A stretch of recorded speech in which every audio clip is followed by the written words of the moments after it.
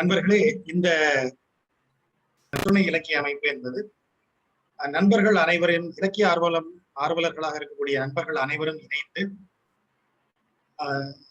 இலக்கிய படைப்புகளை குறித்து உரையாடும் முகமாக உருவாக்கப்பட்டது.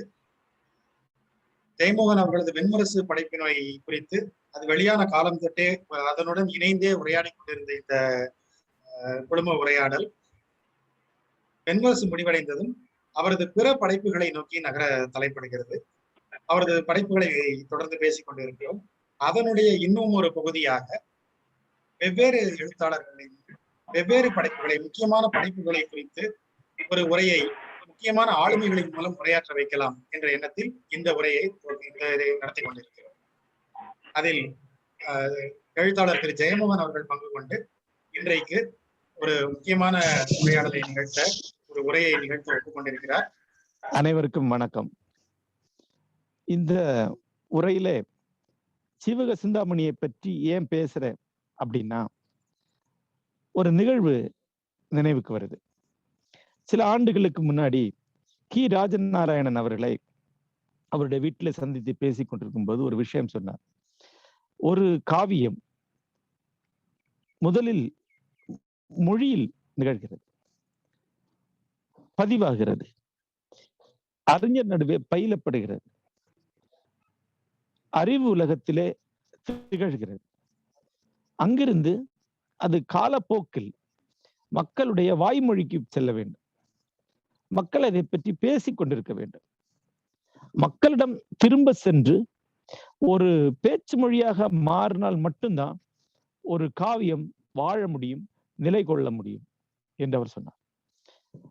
அப்புறம் காவியம் மட்டுமல்ல, ஒரு நவீன இலக்கிய படைப்பு ஒரு 150-200 ஆண்டுகளை தாண்டி போகும் என்றால் அது மக்களிடையே பேச்சு வழக்கிலே இருக்க வேண்டும். நாவில் திகழாதது சிந்தையில் வாழாது என்று அவருடைய கொள்கை. அது அப்போது எனக்கு ஒரு அதிர்ச்சி தரக்கூடிய ஒரு விஷயமா இருந்தது. நான் என்ன நினைத்துக் கொண்டிருந்தேன் என்றால், அச்சில் இருக்கக்கூடிய நூல்கள் அப்படியே நீடிக்கின்றன, வாய்மொழி மரபு 200 வருடங்களுக்குள் ஒன்றை தவற விட்டு விடுகிறது என்று நான் நினைத்தேன். ஆனா பிறகு அவர் யோசித்த போது அதுல ஒரு உண்மை இருக்கிறது எனக்கு தோன்றியது. அன்றை கி ராஜன் என்று கேட்டார், 200 ஆண்டுகளுக்கு பழமையான எந்த நாவலை நீங்கள் நேரடியாக படித்திருக்கிறீர்கள்? நான் யோசித்து பார்த்தால் அவையற்றை எல்லாம் பல்வேறு கலை வடிவங்களாகத்தான், மறு வடிவங்களில் தான் பார்த்திருக்கிறேன். சினிமாவாக பார்த்திருக்கிறேன், மறு ஆக்கங்களில் பார்த்திருக்கிறேன், குழந்தை கதைகளாக பார்த்திருக்கிறேன். அதாவது ஏதோ வகையில் அவை வாய்மொழி மரபுக்குள், மக்கள் மரபுக்குள் வந்த பிறகுதான் எனக்கு தெரியும். உதாரணம், பிராம் ஸ்டோக்கருடைய டிராகுலா. அந்த மூல நூலை படிப்பவர்கள் மிக குறைவாகத்தான். அதன் பிறகு நான் கஷ்டப்பட்டு அதை படித்து பார்த்தேன். இன்றைக்கு அதை படிக்கக்கூடிய அளவிலே இல்லை. அந்த உரையில கி ராஜநாராயணன் ஒன்றை சொன்னார். கம்பராமாயணம் இன்றைக்கு வாழும் பிரதி. ஏனென்றால் தமிழகம் முழுக்க அது பேசப்படுகிறது. சந்து பொந்தெல்லாம் கம்பராமாயணத்தை பற்றிய ஒரு குறிப்பு இருந்து கொண்டே இருக்கிறது. ஒரு நாளில் குறைந்தது 10 மேடைகளில் கம்பராமாயணம் பேசப்படுகிறது. அந்த பேச்சு வழியாகத்தான் அந்த காவியம் நிலை நிற்கிறது. தமிழகம் முழுக்க நூலில் கம்பராமாயணத்தை படிப்பவர்கள் எத்தனை பேர்? கம்பராமாயண உரை கேட்டு, வகுப்புகளை கேட்டு அதன் வழியாக கம்பராமாயணத்தை நினைத்துக் கொண்டிருப்பவர்கள் எத்தனை பேர்? கம்பராமாயண கதைகளை அன்றாட வாழ்க்கையுடைய பேச்சினூடாக கேட்டு அறிந்தவர்கள் எத்தனை பேர் என்று பார்த்தால் அது ஒரு வாழும் காப்பியம் எவ்வாறு வாழ்கிறது என்று தெரியும். கீரா சொன்னார், சீவக சிந்தாமணி அதற்கு நேர் எதிர். பல வகையிலும் கம்பராமாயணத்துக்கு நிகரானது. ஆனால் அது வாய்மொழி மரபிலிருந்து முற்றாக மறைந்து போய்விட்டது. ஆகவே அதை யாரும் இன்று நினைவு கூறுவதில்லை. நூலக அடுக்கிலே அது இருக்கிறது, அங்கு புக்கா இருக்கிறது சரி, கல்லில செஞ்சு வைக்கிறது சரி என்று சொன்னார். அவருக்கே உரித்தான ஒரு மெல்லிய நையாண்டி. அவர் எதை நையாண்டியாக சொல்கிறாரோ அதை மிக கடுமையாக சொல்கிறார் என்று அர்த்தம். அதன் பிறகு சீவக சிந்தாமணியை பற்றிய ஆய்வுகளை, சீவக சிந்தாமணியை பற்றி குறிப்புகளை நான் எடுத்து பார்த்தேன். ரொம்ப ஆச்சரியமான விஷயம். சீவக சிந்தாமணியை பற்றி அது ஏட்டு பிரதியிலிருந்து அச்சில் வெளிவந்த காலகட்டத்தில் சில உரைகள் எழுதப்பட்டுள்ளன, சில ஆய்வு குறிப்புகள் எழுதப்பட்டுள்ளன. அதன் பிறகு இந்த 100 ஆண்டுகளில் சிலப்பதிகாரத்துக்கு பற்றி இவ்வளவு பேசப்பட்டிருந்த இந்த 100 ஆண்டுகளில் சீவக சிந்தாமணியை பற்றி பெரும்பாலும் எந்த உரையும் பெரும்பாலும் எந்த ஆய்வும் நடக்கவே இல்லை. கீரா சொல்வது போல ஒரு கல் நூலாக அது நூலகத்திலே இருக்கிறது. சீவக சிந்தாமணிக்கு சரியான மறுபதிப்புகள் கூட வரவில்லை. தஞ்சை தமிழ் பல்கலைக்கழகம் உவேசாவுடைய புத்தகத்தை அப்படியே பிரித்து போட்டு நகலெடுத்து வெளியிட்ட நூல் தான் கிடைக்கிறது. சமீப காலமாக இணையம் வந்த பிறகு இணையத்திலே நீங்கள் சீவக சிந்தாமணியோட பல வடிவங்களை படிக்க கிடைக்கிறது. ஆனால் இணையத்திலே நீங்கள் சீவக சிந்தாமணி என்று அடித்து தேடினால் கூட விரல் விட்டு எண்ணக்கூடிய அளவுக்கு தான் யாராவது கருத்துக்களை சொல்லியிருக்கிறார். படிக்கிறார்களா என்ற கேள்விக்கு திகைப்பூட்டும் அளவுக்கு இல்லை என்ற எண்ணம் தான் ஏற்படுகிறது. ரொம்ப ஆச்சரியமான விஷயம். அதாவது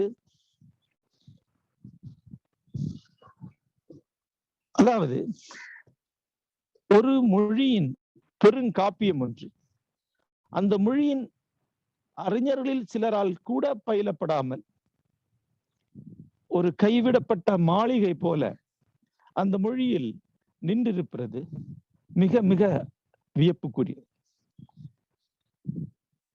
50 காப்பியங்களில் சிலப்பதிகாரம் தவிர எதுவுமே பயிலப்படவில்லை என்று சொல்வார்கள்.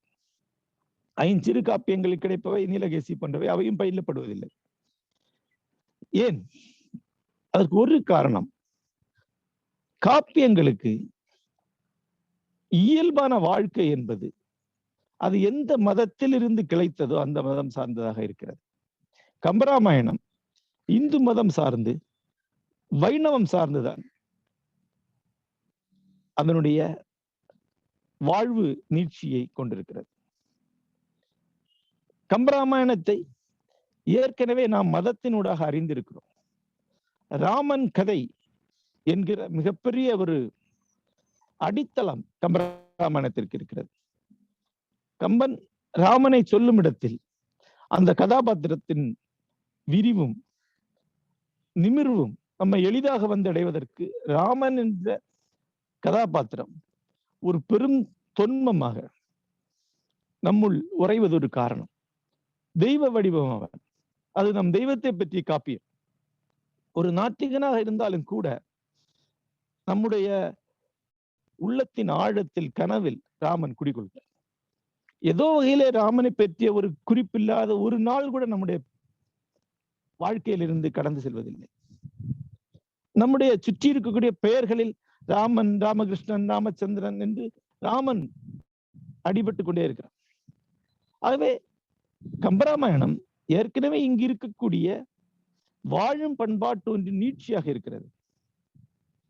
ஏற்கனவே இங்கு நிகழும் ஒரு பண்பாட்டினுடைய தொடர்ச்சியாக அது தன்னை நிலைநிறுத்தி கொண்டிருக்கு. அதனுடைய உணர்ச்சிகள், அதனுடைய பண்பாட்டு கூறுகள் ஏற்கனவே நமக்கு தெரிந்தவையாக இருக்கின்றன. சீவக சிந்தாமணி அப்படி அல்ல. அது சமண மதத்தை சார்ந்தது. சமண மதம் தமிழகத்திலே கிட்டத்தட்ட வழக்கொழிந்து போன ஒரு மதம். ஆகவே சமணத்திலிருந்து சீவக சிந்தாமணிக்கு செல்லக்கூடிய பாதை என்பது முற்றாக அறுபட்டு போகுது. சீவக சிந்தாமணி இன்றைக்கு அதனுடைய அனைத்து பேசுபவர்களையும் தானாக அறிமுகம் செய்து கொண்டு மேற்கொண்டு பேச வேண்டிய கட்டாயத்தில் இருக்கு. தமிழகம் முழுக்க ஜீவகன் என்ற ஒரு பெயரை நீங்கள் பார்க்க முடியாது. ஜீவக சிந்தாமணி பேசக்கூடிய அத்தனை விழுமியங்களும், அத்தனை கதை சந்தர்ப்பங்களும், அத்தனை கவித்துவ தருணங்களும் தமிழ் வாழ்க்கையிலிருந்து 10ஆம் நூற்றாண்டுக்கு முன்னரே அகன்று விட்டன. ஆகவே நின்ற நிலம் அகன்ற பிறகு அதில் நின்ற மரமும் அகழ்வது போல சீவக சிந்தாமணி அகன்று விட்டிருக்கு. இன்று நமக்கு கிடைப்பது ஒரு மரத்துடைய ஃபாசில் கல் வடிவம் மட்டும்தான். ஆகவே சீவக சிந்தாமணிக்கு இயல்பான ஒரு வாசிப்பு இன்றைக்கு உருவாக முடியாது. இதுதான் முக்கியமான சிக்கல் என்று நான் நினைக்கிறேன். ஆகவே இன்றைக்கு முயன்று சீவக சிந்தாமணியிடம் தொடர்பு கொடுத்தி கொள்ளவில்லையா, சீவக சிந்தாமணியை நாம் பயில முடியாது. ஆகவே ஒரு காப்பியம் என்றால் அது இயல்பாக தன்னை நிறுத்திக் கொள்ளட்டும் என்று நினைக்க கூடாது. நாம் ஒரு மேலதிக கவனத்தை அளிக்க வேண்டும். அடுத்த கேள்வி, அப்படி என்றால் மதம் சாராது காவியங்கள் நிலை கொள்ளாதா? நிலை கொள்ளும். அதற்கான சிறந்த வரலாறு ஐரோப்பாவில் உள்ளது. ஐரோப்பாவின் மகத்தான காவியங்கள் ஈலியட், ஒடிசி, ஈனிட் போன்றவை கிரேக்க மதம் சார்பை. கிரேக்க மதம் அழிந்த பிறகு அந்த காவியங்களும் ஏறத்தாழ அழிந்த நிலையில், கைவிடப்பட்ட நிலையில் பல நூற்றாண்டுகள் இருந்திருக்கின்றன. 16ஆம் நூற்றாண்டின் கடைசியிலே தான் காப்பியங்களை பண்பாட்டு ரீதியாக மறுகண்டுபிடிப்பு செய்கிறார்கள். 17ஆம் நூற்றாண்டு முதல் மதம் சாராத பண்பாட்டு சார்ந்த ஒரு வாசிப்பை அதற்கு அளிக்கிறார்.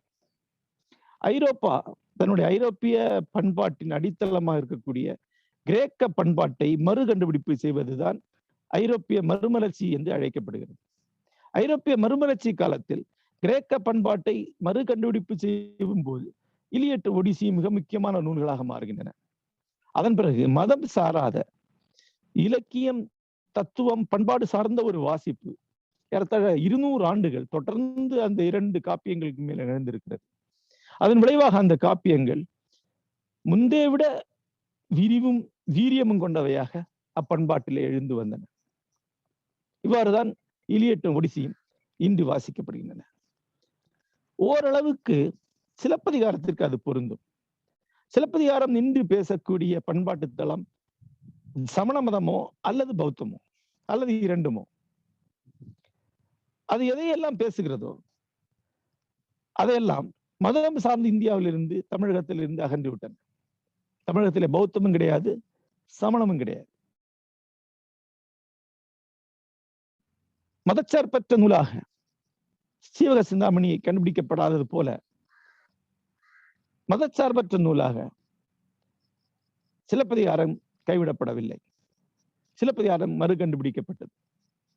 சிலப்பதிகாரத்தின் மீது ஒரு ஜனநாயக நவீன வாசிப்பு இங்கே சாத்தியமாயிற்று.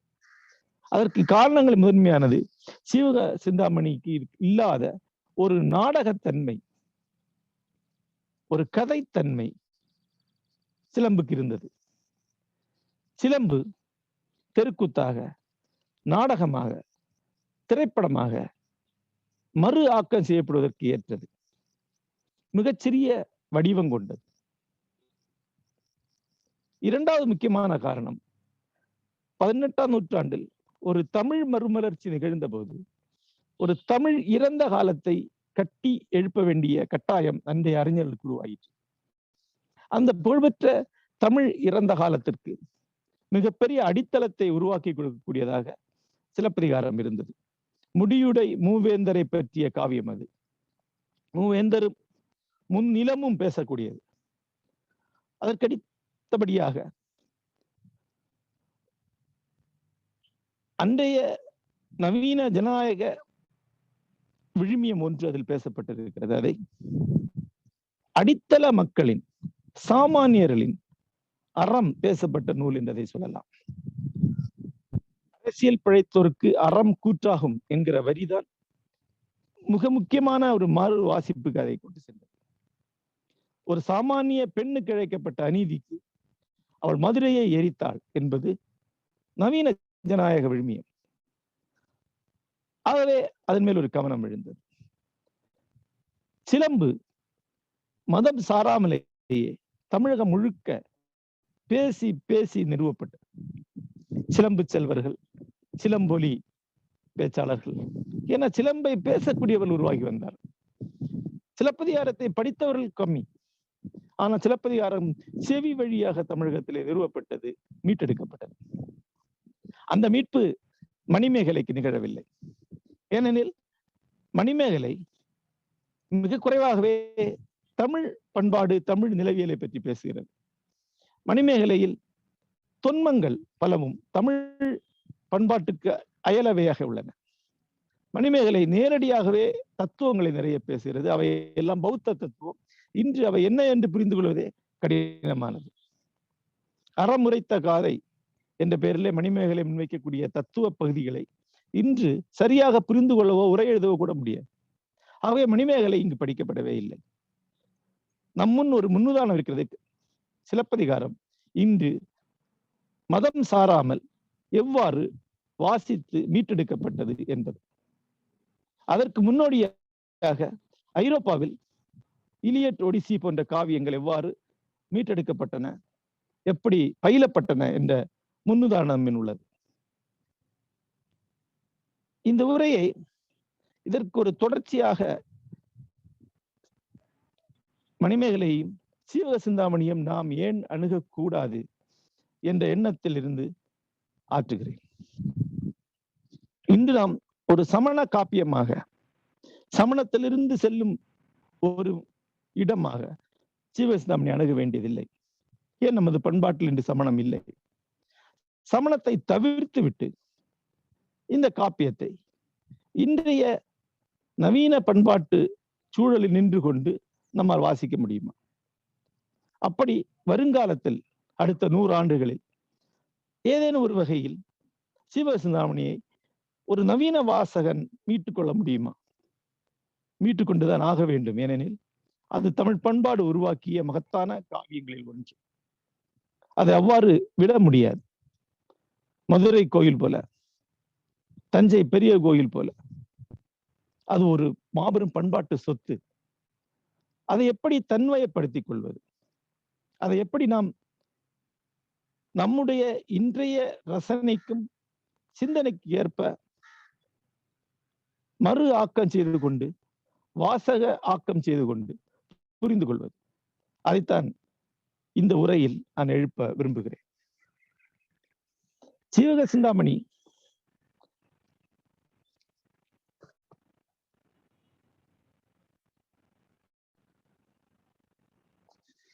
சிந்தாமணி ஒரு நூலாக இன்றைக்கு நம்மிடமிருந்து மிக அகன்றிருப்பதற்கு காரணம் அதனுடைய பேசு பொருட்கள் நமக்கு சற்றும் சம்பந்தம் இல்லாதவை. சீவக சிந்தாமணி பற்றிய இரு வாசக குறிப்புகளை அங்கங்கே சில ஏடுகளில் பார்த்தேன். அதில் அனைத்திலுமே முற்றிலும் தொடர்பற்றவையாக, முற்றிலும் முன்பு அறியப்படாதவையாக அதனுடைய பேசு பொருட்கள், தொன்மங்கள் இருக்கின்றன என்பது தெரிகிறது. அது தமிழுக்கு ஏறத்தாழ மொழிபெயர்ப்பு நூல் போல் வந்து சேர்ந்த ஒன்றுதான். அவருடைய முன்னோடி நூல்கள் எதுவும் தமிழிலே இல்லை. அவருடைய முன்னோடி நூல்கள் பிராகிருத மொழியில், சம்ஸ்கிருதத்தில் உள்ளன என்று சொல்லப்படுகிறது. ஜீவாந்தர நாடகம், கத்திய சிந்தாமணி, ஜீவாந்தர சம்பு, சக்தர சிந்தாமணி முதலிய நூல்களில் சீவகனுடைய கதை சொல்லப்பட்டிருக்கிறது என்று ஆய்வாளர்கள் சுட்டிக்காட்டுகிறார். மகாபுராணத்திலும் ஸ்ரீபுராணத்திலும் ஜீவகனுடைய கதை இந்து மரபிலும் சுட்டிக்காட்டப்பட்டுள்ளது என்கிறார். ஜீவகன் என்ற வார்த்தையே ஜீவாத்மா என்பதனுடைய இன்னொரு வடிவம்.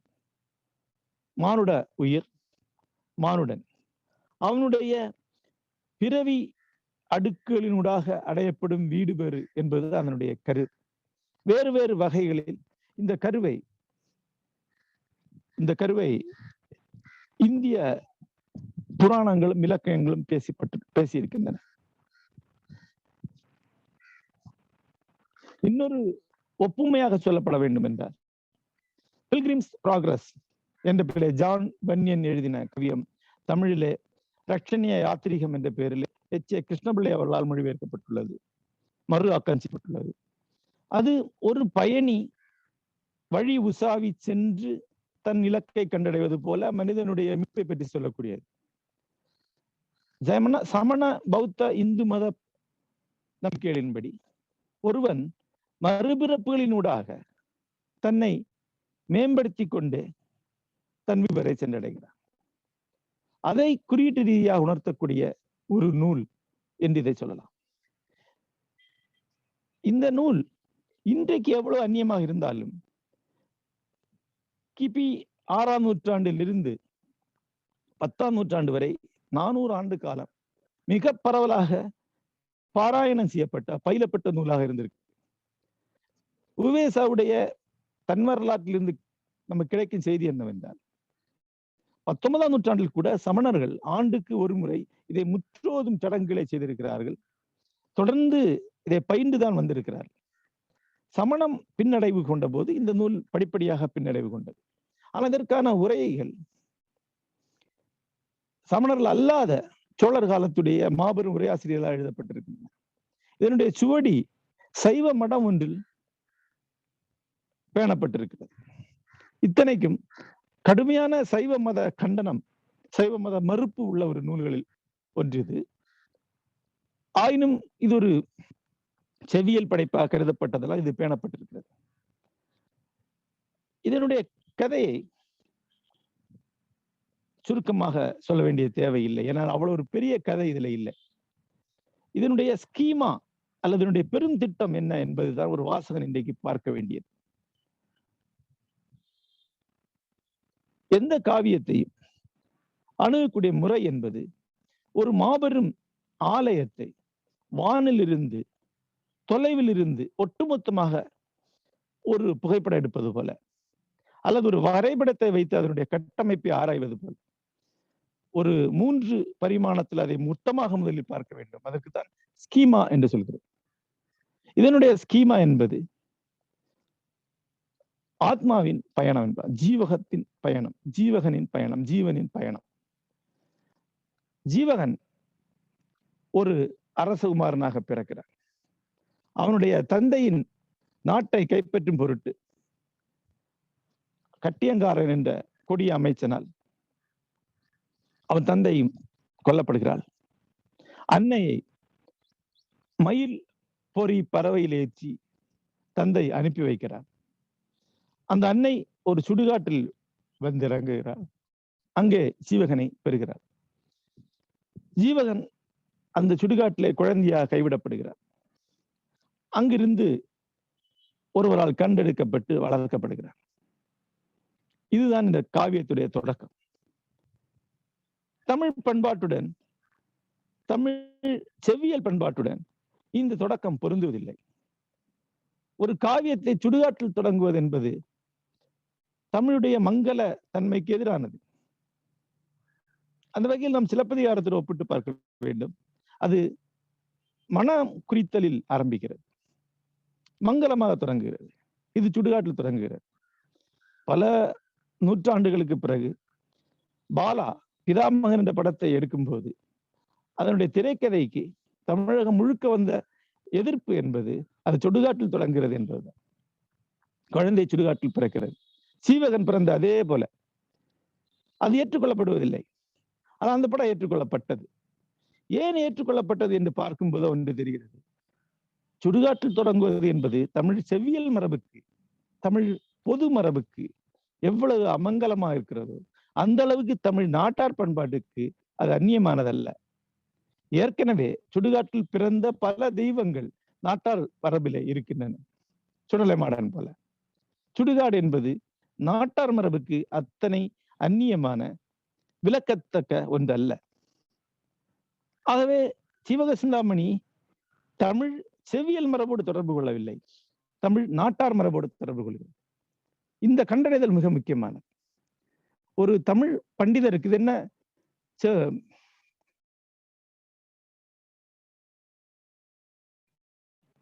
இது என்ன சுடுகாட்டை தொடங்குகிறது என்று ஒரு துணுக்குறல் வரும். ஆனால் நாட்டார் பண்பாட்டின் பின்னணியில் இருந்து வந்த என்னை போன்ற ஒருவனுக்கு அதை அழகான இயல்பான ஒரு தொடக்கமாக அமைகிறது. ஆணவ பெருமாள் நாடார் அவர்கள் தொகுத்த நாட்டார் காவியங்களை படித்து வந்த எனக்கு மிக இயல்பான ஒரு தொடக்கமாக அங்கிருந்து செவ்வியலுக்குள் சென்ற ஒன்றாக தோன்றுகிறது. எந்த ஒவ்வாமையும் எழுவதில்லை. தமிழகத்திலே நாட்டார் பண்பாடு, நாட்டார் காவியங்களை பற்றிய ஆய்வுகள் எல்லாமே 80களுக்கு பிறகுதான் நடந்திருக்கின்றன. ஆக்கா பெருமாள் போன்ற ஆய்வாளர்கள் கிளம்பி வந்திருக்கிறார்கள். நாட்டாரியல் ஒரு தனி ஆய்வுத்துறையாக நிறுவப்பட்டிருக்கிறது. ஆகவே 1920கள், 30கள், 50களில், 70களில் நடக்காத ஒரு நவீன வாசிப்பு சீவக சிந்தாமணிக்கு இன்று அளிக்கப்படலாம். இன்னொன்று அதனுடைய 13 இலம்பகங்கள். இந்த இலம்பகங்களை புரிந்து கொள்ள வேண்டியதற்கு நாம் புராணங்களை தொடர்பு கொள்ள வேண்டும். சீவகன் 8 மனைவிகளை மணக்கிறான். அஷ்டபாரியா என்ற ஒரு கருத்துரு அங்கே தெரிய வருகிறது. கிருஷ்ணன் 8 மனைவிகளை மணந்தான். என்பார்கள். வட இந்திய நடன அழகியலில் அஷ்ட நாயிகா 8 வகையான கதை நாயகிகளை பற்றிய குறிப்புகள் உள்ளன.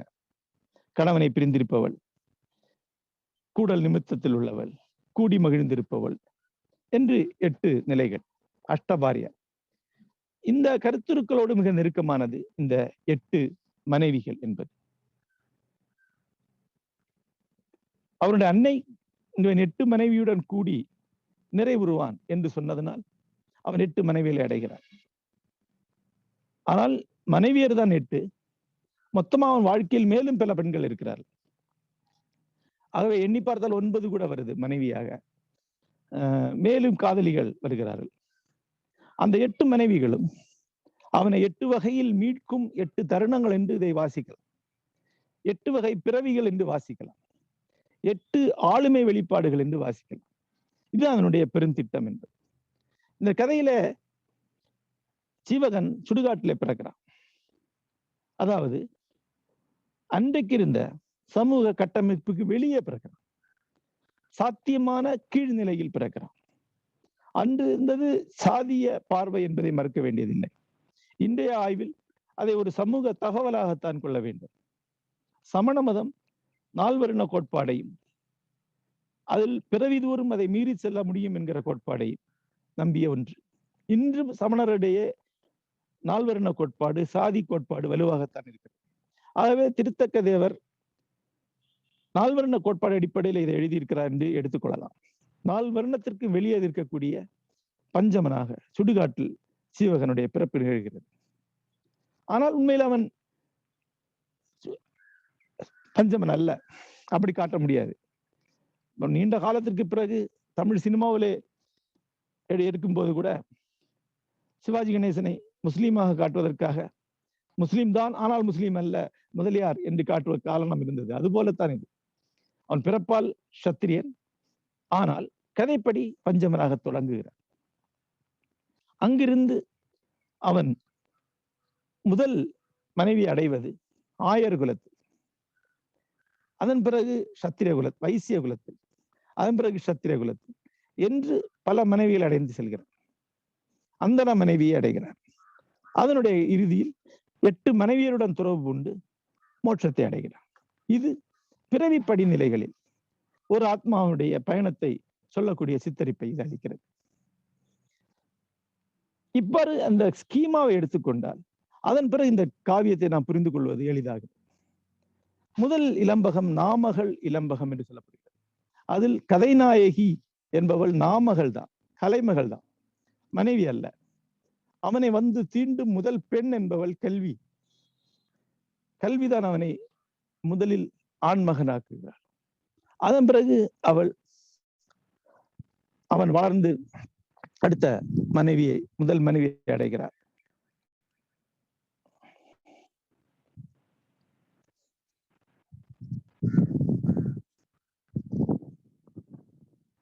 முதல் மனைவியின் பெயர் கோவிந்தையார். கோவிந்தையார் இலம்பகம். அவர் ஆயர்குடியை சேர்ந்தவர். இதுல ஆயர்குடி முதலில் வருவதை பற்றி சமண மரபிலிருந்து ஒரு விரிவான பார்வை அடையலாம். சமண தீர்த்தங்காரர் ஆகிய ஆதிநாதர் மனிதர்களுக்கு கற்பித்த முதல் தொழில் என்பது ஆணிரை மேய்த்தல் தான். அதன் பிறகுதான் அவர் வேளாண்மை, கைத்தொழில் முதலீட்டை கற்பித்தார் என்று வருகிறது. சமண மரபிலே தொழில்களில் முதன்மையானது ஆணிரை மேய்த்தல் என்பதனால் கோவிந்தையார் இலம்பகம் ஆணிரை மேய்த்தல் முதலில் வருகிறது. அதிலிருந்து சீவகனுடைய பயணம் தொடங்குகிறது. இதை ஒரு கதாபாத்திரத்துடைய பயணமாக, ஒரு தனி மனிதனுடைய பயணமாக பார்க்காமல் பண்பாட்டில் மனிதனுடைய பரிணாமமாக பார்க்க முடியும் என்பதற்காக இதை குறிப்பிட விரும்புகிறேன். அதன் பிறகு காந்தர்வதத்தையார் இலம்பகம். அதில் இசையால் அந்த கதைநாயகியை வெல்கிறான்.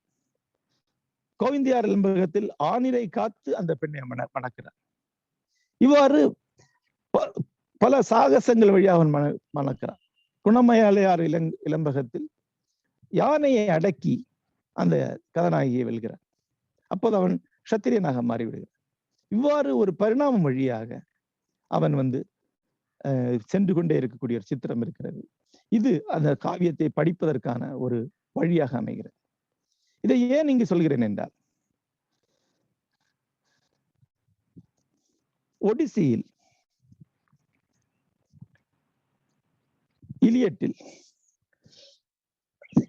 யுலிசஸுடைய பயணம் சொல்லப்படும் போது அதை வெறும் ஒரு சாகச பயணமாக, ஒரு செவி வழி செய்திகளில் வந்து பாடப்பட்ட ஒரு பயணமாகத்தான் ஹோமர் பாடியிருக்கிறார். ஆனால் கிரேக்க மரபை மறுவாசிப்பு செய்த ஐரோப்பிய பெரும் சிந்தனையாளர்கள் அந்த பயணத்தை ஒரு ஐரோப்பிய முழுமைக்குமான பயணமாக, ஐரோப்பிய ஆத்மா தன்னை கண்டடையும் பயணமாக மறுஆக்கம் செய்து கொண்டார். இன்றைக்கு வரைக்கும் ஒரு யுலிசஸின் பயணம் என்பது பல்வேறு குறியீட்டு அர்த்தங்கள் கொண்டதாக வாசிக்கப்படுகிறது. அவ்வாறு அன்றிருந்த வெவ்வேறு சமூகங்கள் வழியாக ஒரு பயணமாக சீவகனுடைய இந்த பயணத்தை வாசிக்கலாம். அன்றிருந்த வெவ்வேறு சமூக அடுக்குகள் வழியாக செல்லக்கூடிய ஒரு கதாநாயகனை வாசிக்கலாம், அல்லது 8 கதாநாயகர்கள் 8 வாழ்க்கை என்று வாசிக்கலாம். ஆனால் இதை அன்றிருந்த மொத்த தமிழ் சமுதாயத்துடைய சித்திரத்தை அளிக்கக்கூடியதாக வாசிப்பது என்பது இன்றைய நவீன வாசிப்பில் இதற்கு ஒரு புதிய திறப்பை அளிக்கும் நான் நினைக்கிறேன். கடைசியாக ஹேமசரி என்கிற அந்தன பெண்ணை மணந்து அதன் பிறகு மேலும் செல்கிறான் என்பது மிக முக்கியமான ஒரு குறிப்பு. ஆகவேதான் இது ஒரு யதார்த்தம் அல்ல, இது ஒரு உருவகம்தான். ஒரு மனிதனுடைய 8 முகம், 8 பரிணாம நிலைகள், சமூகத்துடைய 8 படிநிலைகள், அன்றைய வாழ்க்கையின் 8 முகங்கள் என்று இதை எடுத்துக்கொள்ளலாம். கடைசியாக 13வது இலம்பகம், முக்தி இலம்பகம் நிறைவடையக்கூடியது. அந்த பகுதியில் தான் அதிகமாக இந்த சமண விழுபேறு சார்ந்த கருத்துக்கள் சொல்லப்படுகின்றன. இந்த காவியத்திலே மிக முக்கியமாக கவனிக்கப்பட வேண்டிய ஒன்று உண்டு. அதாவது சமண மதம் அடிப்படையிலே பாலியல் ஒருப்பை முன்வைக்கக்கூடியது. பாலியல் ஒருத்தலின்றி முக்தி நிகழாது என்று சொல்லக்கூடியது. சமண துறவிகளுக்கு மிக கடுமையான நோன்புகளை முன்வைக்கிறார். திருத்தக்க தேவரே மிக இளமையிலேயே சமணத்துறவை மேற்கொண்டு புலன் ஒருத்தலில் வாழ்ந்தவர் என்பது கதை.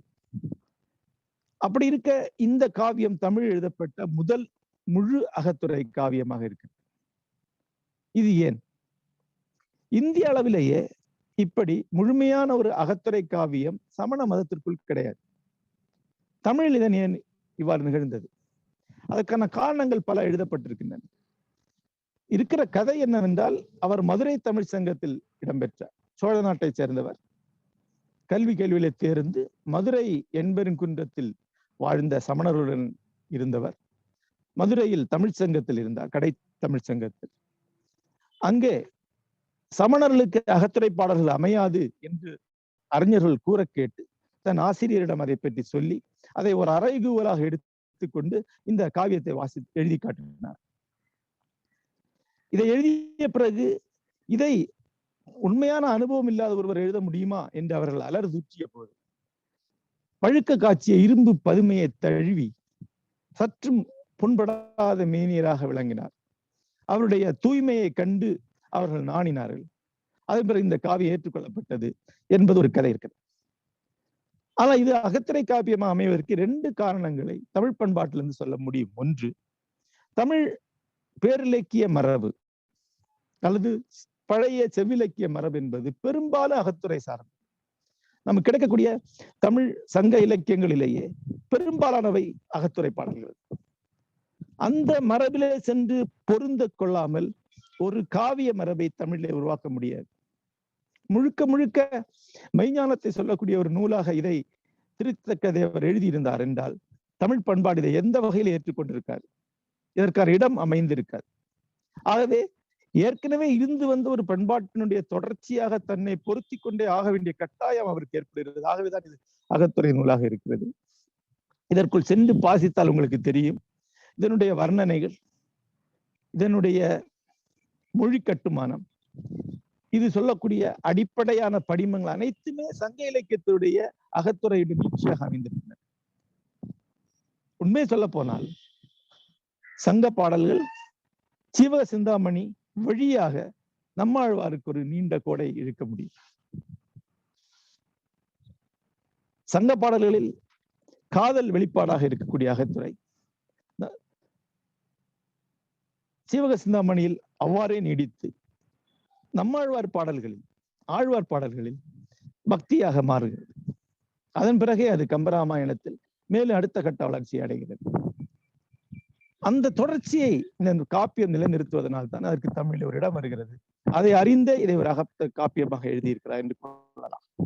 இரண்டாவதாக, தமிழகத்திலே சமணம் மேல் அன்றிருந்த மிகப்பெரிய ஒரு விமர்சனம் என்பது அது உலக வாழ்க்கையை நிராகரிக்கிறது, உலகியலுக்கு இடம் அளிக்காமல் இருக்கிறது என்பதாக இருக்கலாம்.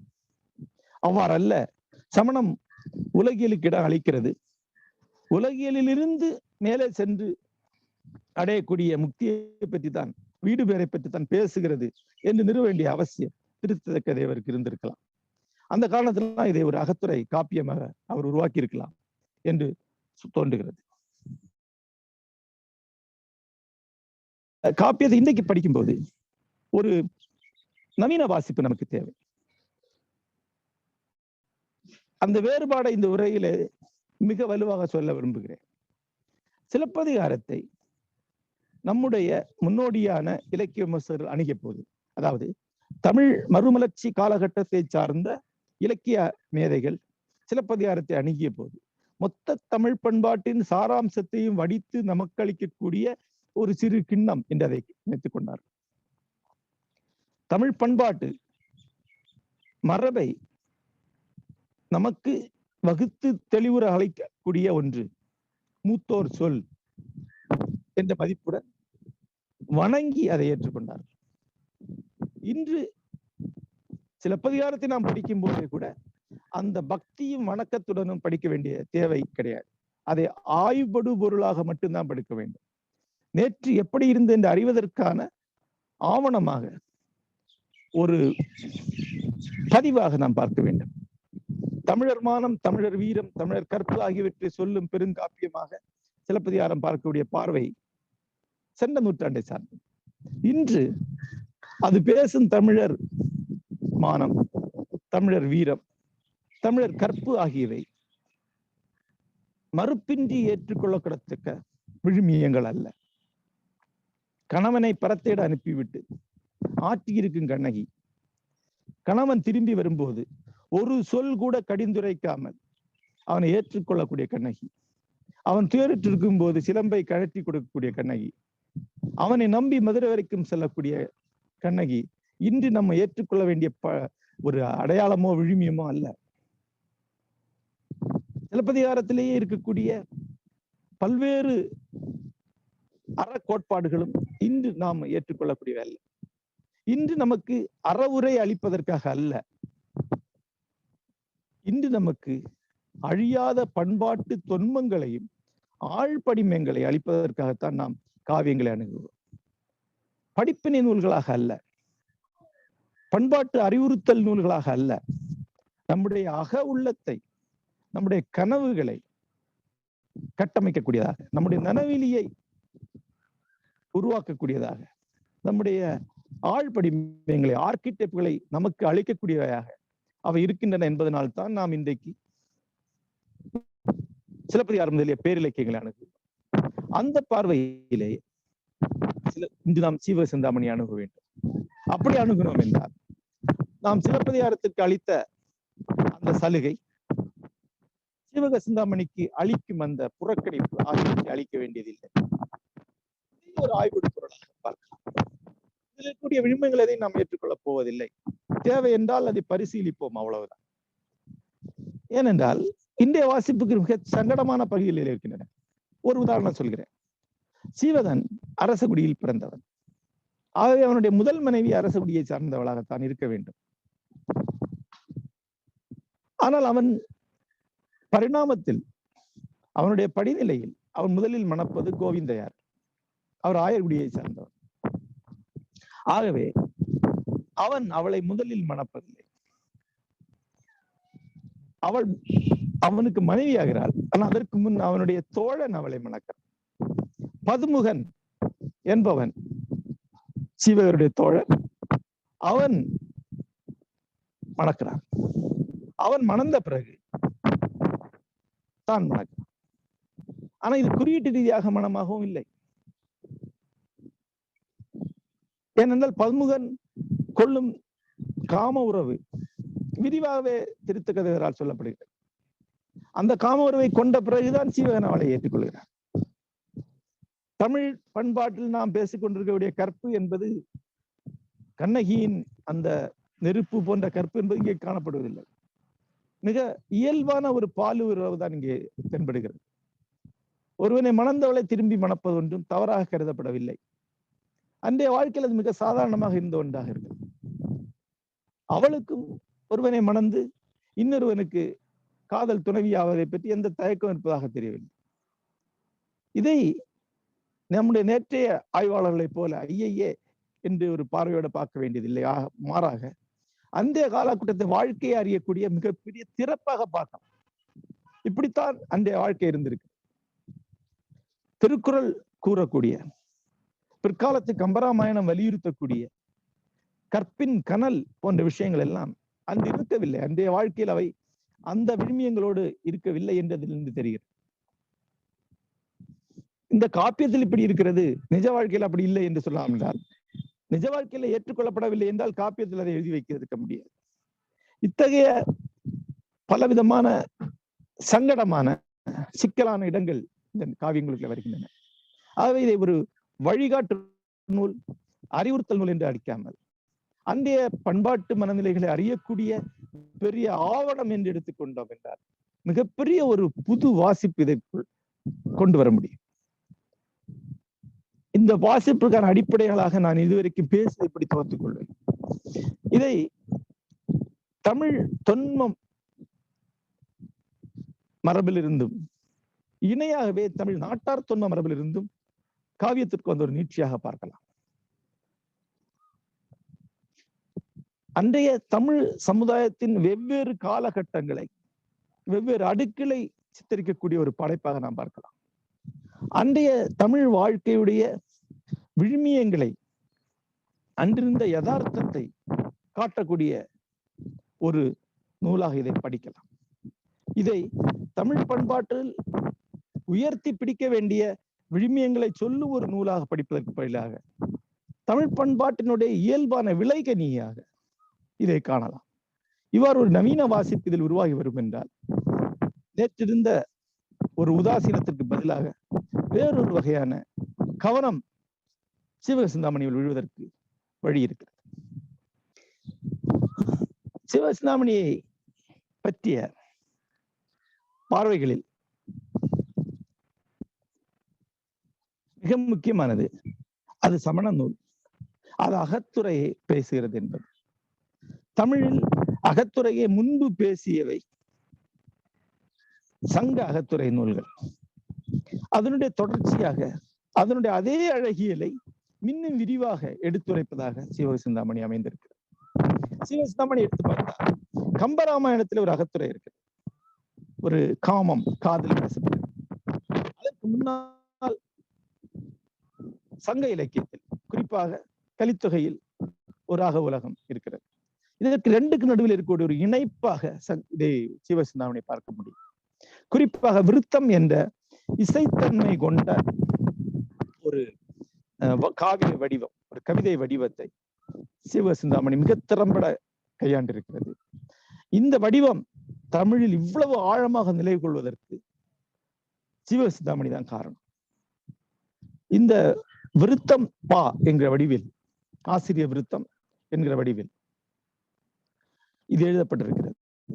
அதன் பிறகு பல நூற்றாண்டுகளுக்கு பிறகு தேம்பாவணி வரைக்கும் தமிழில் காவியம் என்றாலே ஆசிரிய விருத்தத்தில் தான் எழுதப்பட வேண்டும் என்று எழுதப்படாத விதியை இது உருவாக்கி, கம்பராமாயணம் இதனுடைய நேரடி தொடர்ச்சி போல இருக்கிறது. ஒலி அழகிலும் மொழி அழகிலும் கம்பராமாயணம் சீவக சிந்தாமணியை மிக நெருக்கமாக பின்தொடர்வது. அதன் பிறகு பெரிய புராணம், திருவிளையாடல் புராணம், உமர் புலவரின் சீரா புராணம் என்று அத்தனை தமிழ் காவியங்களும் இந்த ஒலி அமைவில், இந்த ஒலி அழகில் தான் அமைந்துள்ளன. அந்த சான்றுக்காக சில கவிதைகளை படித்து காட்டலாம். நலத்தகை அவൾക്ക് நாகான் 1000 திரட்டி நண்பன் இலக்கண பாவை 7 கொடுத்தனன்.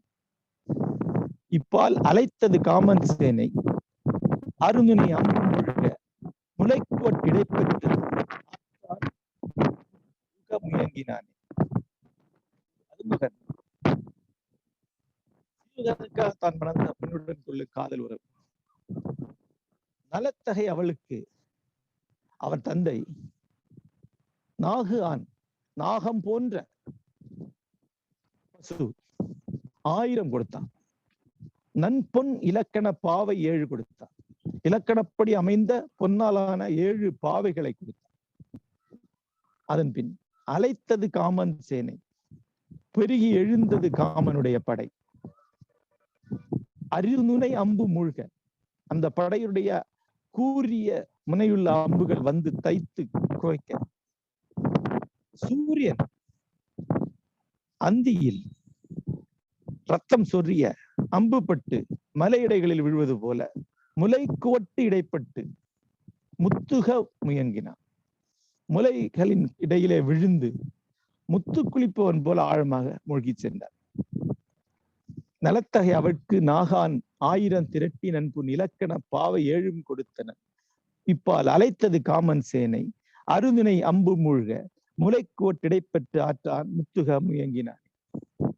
இந்த வரியே கம்பன்ல எடுத்துன்னு சொன்னா யாரும் நம்பிடுவாங்க. அழைத்தது காமன் சேனை அருந்தினை அம்பு மூழ்க முளைக்கோட்டிடைப்பட்டு ஆற்றான் முத்துக முயங்கினான். அடுத்த பாடல். கல்வாய் விரித்த கழுநீர் பிணைத்து அன்னவாகி வெல்வேல் மிளிர்த்த நெடுங்கண் விரைநாறு கோதை முள்வாய் எயிற்றூர் அமுதம் முனியாது மாந்தி கொள்ளாத இன்பக் கடல்பட்டனன் கோதை வேளான். இங்க கோதை வேளான் என்று மன்மதனை குறிப்பிடுகிறார். கோதை நம் மலர், வேளான் மலர்களை வேலா கொண்டவன். தேன் உக விரிந்த குவளைகள் 2 அருகருகே அமைந்தது போன்ற கண்கள் கொண்ட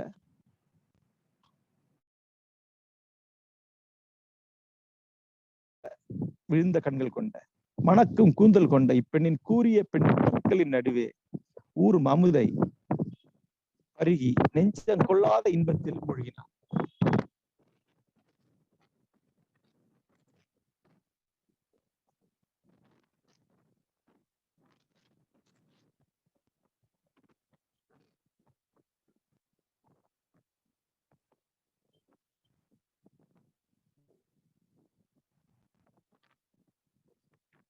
கல்வாய் விரித்த கழுநீர் பிணைத்த அன்னவாகி வெல்வேல் மிளிர்த்த நெடுங்கண் விரைநாறு கோதை முள்வாய் எயிற்றூர் அமுதம் முனியாது மாந்தி கொள்ளாத இன்பக் கடல்பட்டனன் கோதை வேளான்.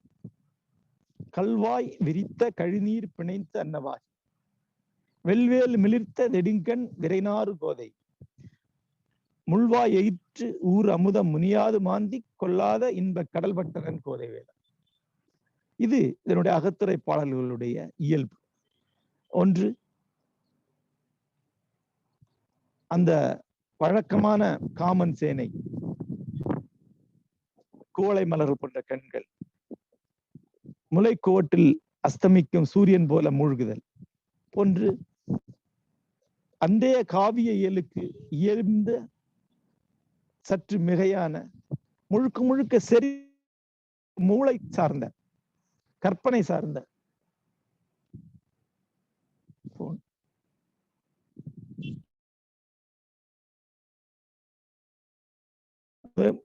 முழுக்க முழுக்க யதார்த்தம் அல்லாத ஒரு இவை முன்வைக்க. இது கம்பராமாயணத்துல அதே பாணியில் அமைந்திருக்கு பார்க்கலாம். இந்த கம்பராமாயண மிகை என்று ஒன்று உண்டு. கம்பராமாயணத்துல யதார்த்தம் என்பது நாடக தருணங்கள்ல இருக்கும், வர்ணனைகள்ல யதார்த்தமே இருக்காது. உளவியலில யதார்த்தம் இருக்கும், வர்ணனைகள்ல மிகை இருக்கும்.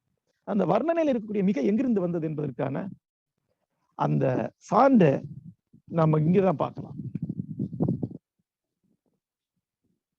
கொன்வளர் குவிமுலை கோட்டில் தாழ்ந்தன மின்வளர் திரள்வடம் விலங்கு பைங்கதிர் இன்வளர் இறம்பிற எழுதப்பட்டன பொன்வளர் சேப்பின் மேல் பொலிந்த போன்றவே. ஒரு அழகான படிமம் இது.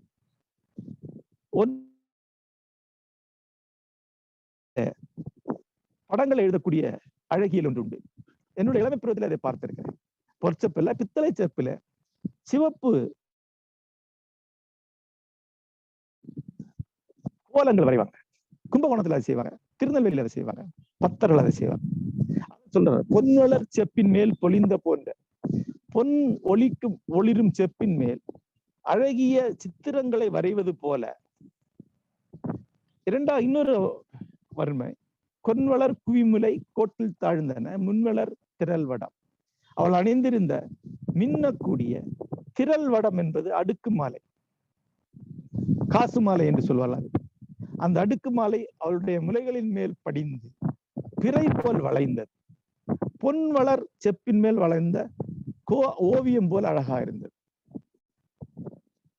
மிறை போல பொற்பை போல அது வளைகிறது. பொன்மலர் செப்பின் மேல் வரையப்பட்ட ஓவியம் போல வளைகிறது. அந்த இரண்டையுமே ஒரு கவிதைக்குள் கொண்டு வந்திருக்கிறார். இது அந்த இயல்பான ஒரு அழகியலை முன்வைக்கக்கூடிய ஒன்றாக இருக்கிறது. ஆனால் இந்த அகத்துறை பாடலுக்கு சமானமாகவே கொடூரமான போர்க்கள காட்சிகள் சீவக சிந்தாமணியில் இருக்கின்றன என்று சொன்னால், சீவக சிந்தாமணியை அதிகமாக அறியாதவர்கள் கொஞ்சம் அதிர்ச்சி அடைவார். அதை எழுதியவர் ஒரு சமண முனிவர். ஏனென்றால் இந்த கொடூரமான போர் வர்ணனை என்பது தமிழ் பண்பாட்டுடைய அம்சங்கள், மாறாத அம்சங்களில் ஒன்று. ஏன்னா சங்க இலக்கிய காலத்தை பார்க்க தெரியும், அது தமிழகம் போர் போட்டு கொண்டிருந்த காலம்.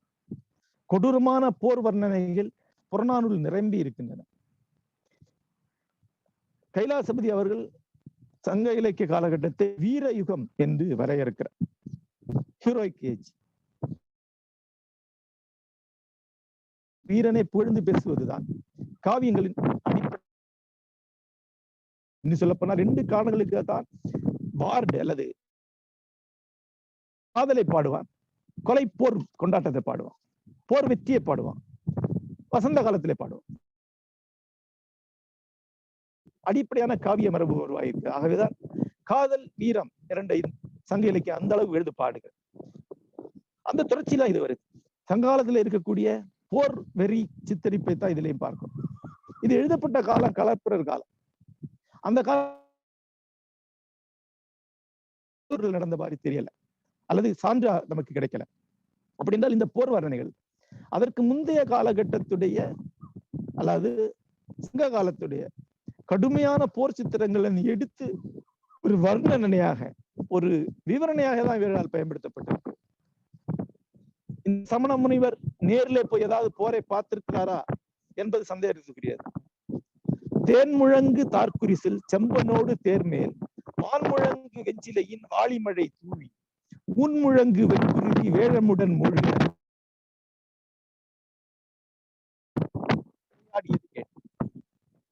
அதாவது இதுல வர்ணனையை சுருக்கமா சொல்லணும்னா, போர்ல சீவகன் வெட்டி சரித்த ஆட்களுடைய ரத்தம் பெருகி யானை அதுல மூழ்கி போச்சு. யானை தேன்முழங்கு தார்குரிசில் செம்பனோடு தேர்மேல் வான்முழங்கு வெஞ்சிலையின் வாளிமழை தூவி. தேன் முழங்கக்கூடிய, அதாவது தேன் வண்டுகள் முழங்கக்கூடிய தார் மாலையை அணிந்த சீவகன் குறிசில் செம்பொன் மின்னக்கூடிய தேர்மேல ஏறி நின்று வான் இடி போல் விளங்கக்கூடிய வில்லால் வாளி மழை தூவும், அம்பு மழை தூவும் போது ஊன்முழங்கு, அதாவது ஒரு போர்க்களத்திலே எழக்கூடிய ஓசையை ஊன் முழங்குதல் என்கிறார். சதையுடைய ஓசை, ஊனுடைய ஓசை, வெண்குருதி வேழமுடன் மூழ்க தானை விளையாடியது. அப்படித்தான் அந்த இடத்துல படையில் அவர் விளையாடினார். தேன்முழங்கு தார்குரிசில் செம்பனோடு தோர்மோல் வான்முழங்கு வெஞ்சிலையின் வாளிமழை தூவி ஊன்முழங்கு வெண்குருதி வேடமுடன் விழ வேன்முழங்கு தானை விளையாடியது கேட்டு. அடுத்து போருடைய அடுத்த காட்சி. இதுவும் கம்பராமாயணத்துடைய அந்த அழகில பார்க்கலாம். நீங்க போருக்கு பிறகு என்ன நடந்தது?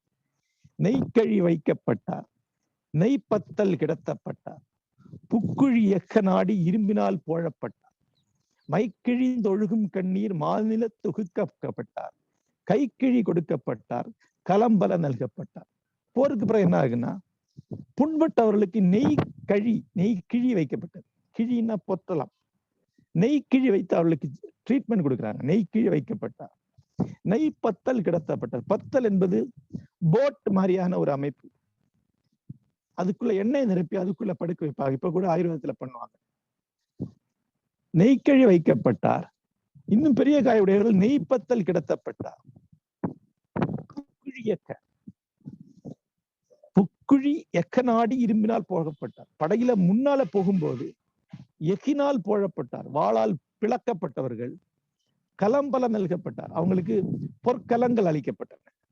அடுத்து மை கிழிந்தொழுக, கண்ணில் எழுதப்பட்ட மை கிழிந்து ஒழுகும்படி கண்ணீர் ஒழுகும் மாநிலத்து ஒழுக நின்றவர்கள், அதாவது விதவைகள், கை கிழி கொடுக்கப்பட்ட அவங்களுக்கு நிதி உதவிகள் செய்யப்பட்டன.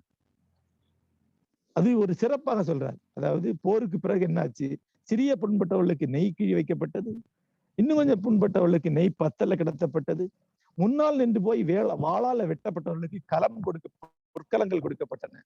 செத்து போய் மை கிழிந்து அழுகக்கூடிய விதவைகளுக்கெல்லாம் கை கிழிகள் கொடுக்கப்பட்டன. நெய்க்கழி வைக்கப்பட்டார். நெய்ப்பத்தல் கிடத்தப்பட்டார். புக்குழி எக்க நாடின் இரும்பினால் போழப்பட்டார். மைக்கிழிந்து ஒழுகும் கண்ணீர் மாநில தொகுக்கப்பட்டார். கைக்கிழி கொடுக்கப்பட்டார். கலம்பல நல்கப்பட்டார். இது ஒரு பண்பாட்டு பதிவாகவும் எடுத்துக்கலாம். ஆக்சுவலா இந்த வரியை பார்க்கும்போது தமிழ் காவியங்கள் எங்காவது போருக்கு பிறகு நடந்தது எங்களை பத்தி சித்திரம் இருக்கிறதா?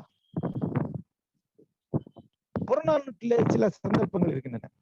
போருக்கு பிறகு அந்த வெற்றி பொழுது பெற்றவர், போருக்கு போவர்கள் செத்து போகிறார்கள் என்ற ஒரு தாயினுடைய பதற்றத்தை சொல்லக்கூடிய பாடல் உண்டு. ஓயார் எழுதியது இருக்கிறது. வெள்ளை வெள்ளியாட்டி சச்சை போல தன்னோர் என்ன இளையோர் இருப்ப என்று ஆரம்பிக்கக்கூடிய பாடல். ஆனா போருக்கு பிறகு புண்பட்டு வெட்டி சொற்கப்பட்டவர்கள் எப்படி மருத்துவமாக்கப்பட்டாங்க, அவங்க எப்படியெல்லாம் துயரிட்டார்கள் என்று அடையக்கூடிய ஒரு சித்திரம் தமிழ் காவியம் அநேகமா கிடையாது. ஆனா இங்க இந்த இதுல இருக்கு. இப்படிப்பட்ட பல வரிகள் இதுல பார்க்கலாம். இதற்கு ஒரு முக்கியமான காரணம் இருக்கு, அதை நான் இங்கே குறிப்பிட வேண்டும். அதுதான் சீபக சிந்தாமணியோட சிறப்பு இயல்பும் கூட.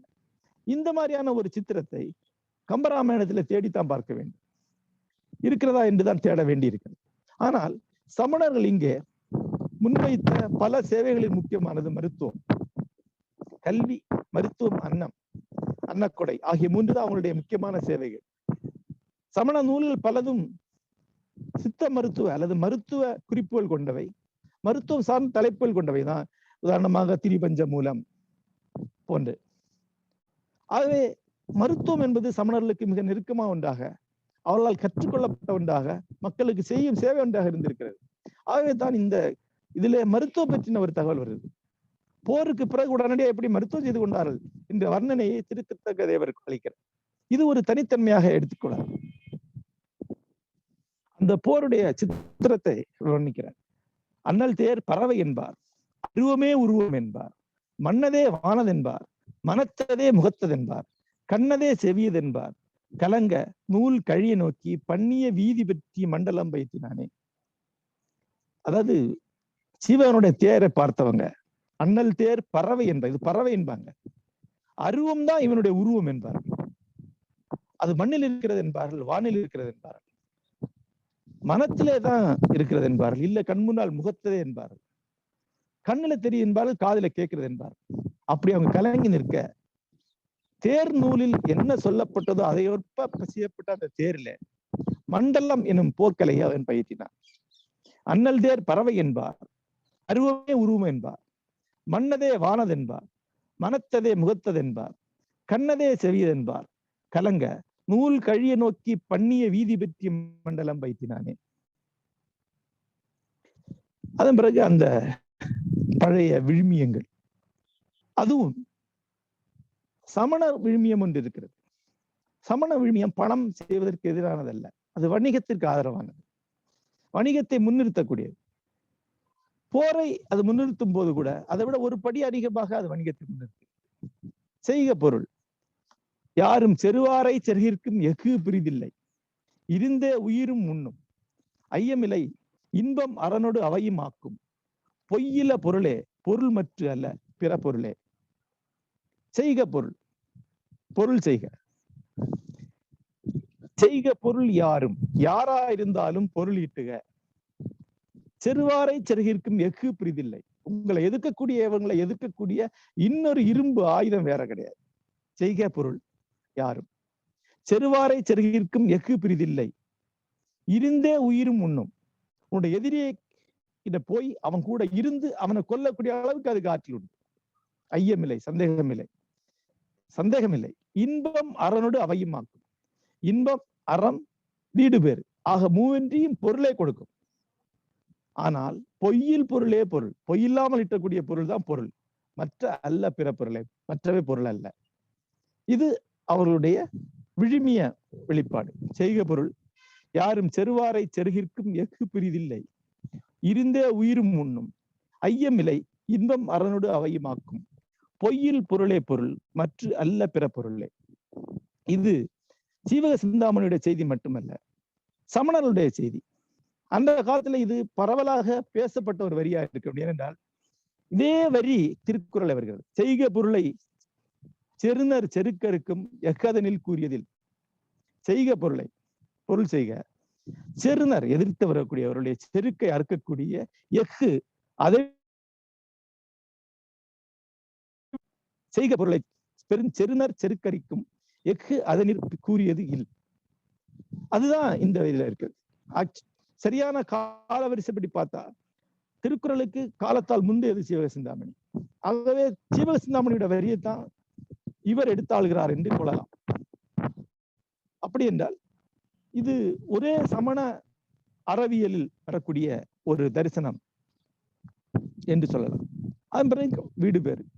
அறவிய மனத்தராகி ஆறுயிரு கருளை செய்யும். பறவையும் நிழலும் போல பழவினை உயிரோடு ஆடி மறவி ஒன்றானும் இந்தி மனத்ததே சுரக்கும் பால கறவையினி கறக்கும் தம்மால் காமுறப்பட்டவை எல்லாம்.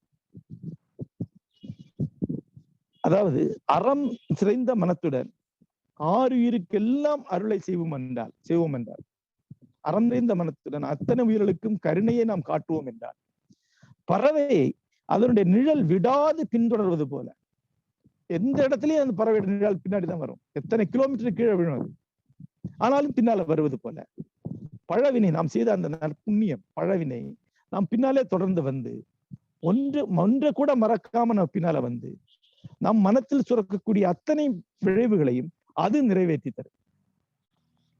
நாம் நாம் விரும்பின எல்லாவற்றையும் அதுவே அளிக்கும். அறவிய மன்னத்தராகி ஆறுயிர் கருளை செய்யின் பறவையும் நிழலும் போல பழவினை உயிரோடு ஆடி மறவி ஒன்றானும் இன்றி மனத்ததே சுரக்கும் பால கறவையிற் கறக்கும் தம்மால் காமுறப்பட்டவை. இது அவருடைய கடைசி தரிசனம் என்று சொல்லலாம். அவங்களை பொறுத்த அளவுல உள் என்பதுதான் அவங்க வைக்கக்கூடிய முக்கியமான அற தரிசனம். இன்று செய்யக்கூடியவை நின்று நம் தொடர்வது. அதற்கு அந்த பறவையை நிழல் தொடர்வது போல என்ற வழியை பயன்படுத்துகிறார். மிக தொலைவில் விழுந்தாலும் பறவையை பார்க்கும்போது நிழலை பார்க்கவே முடியாது, எங்கேயோ விழுந்திருக்கும்.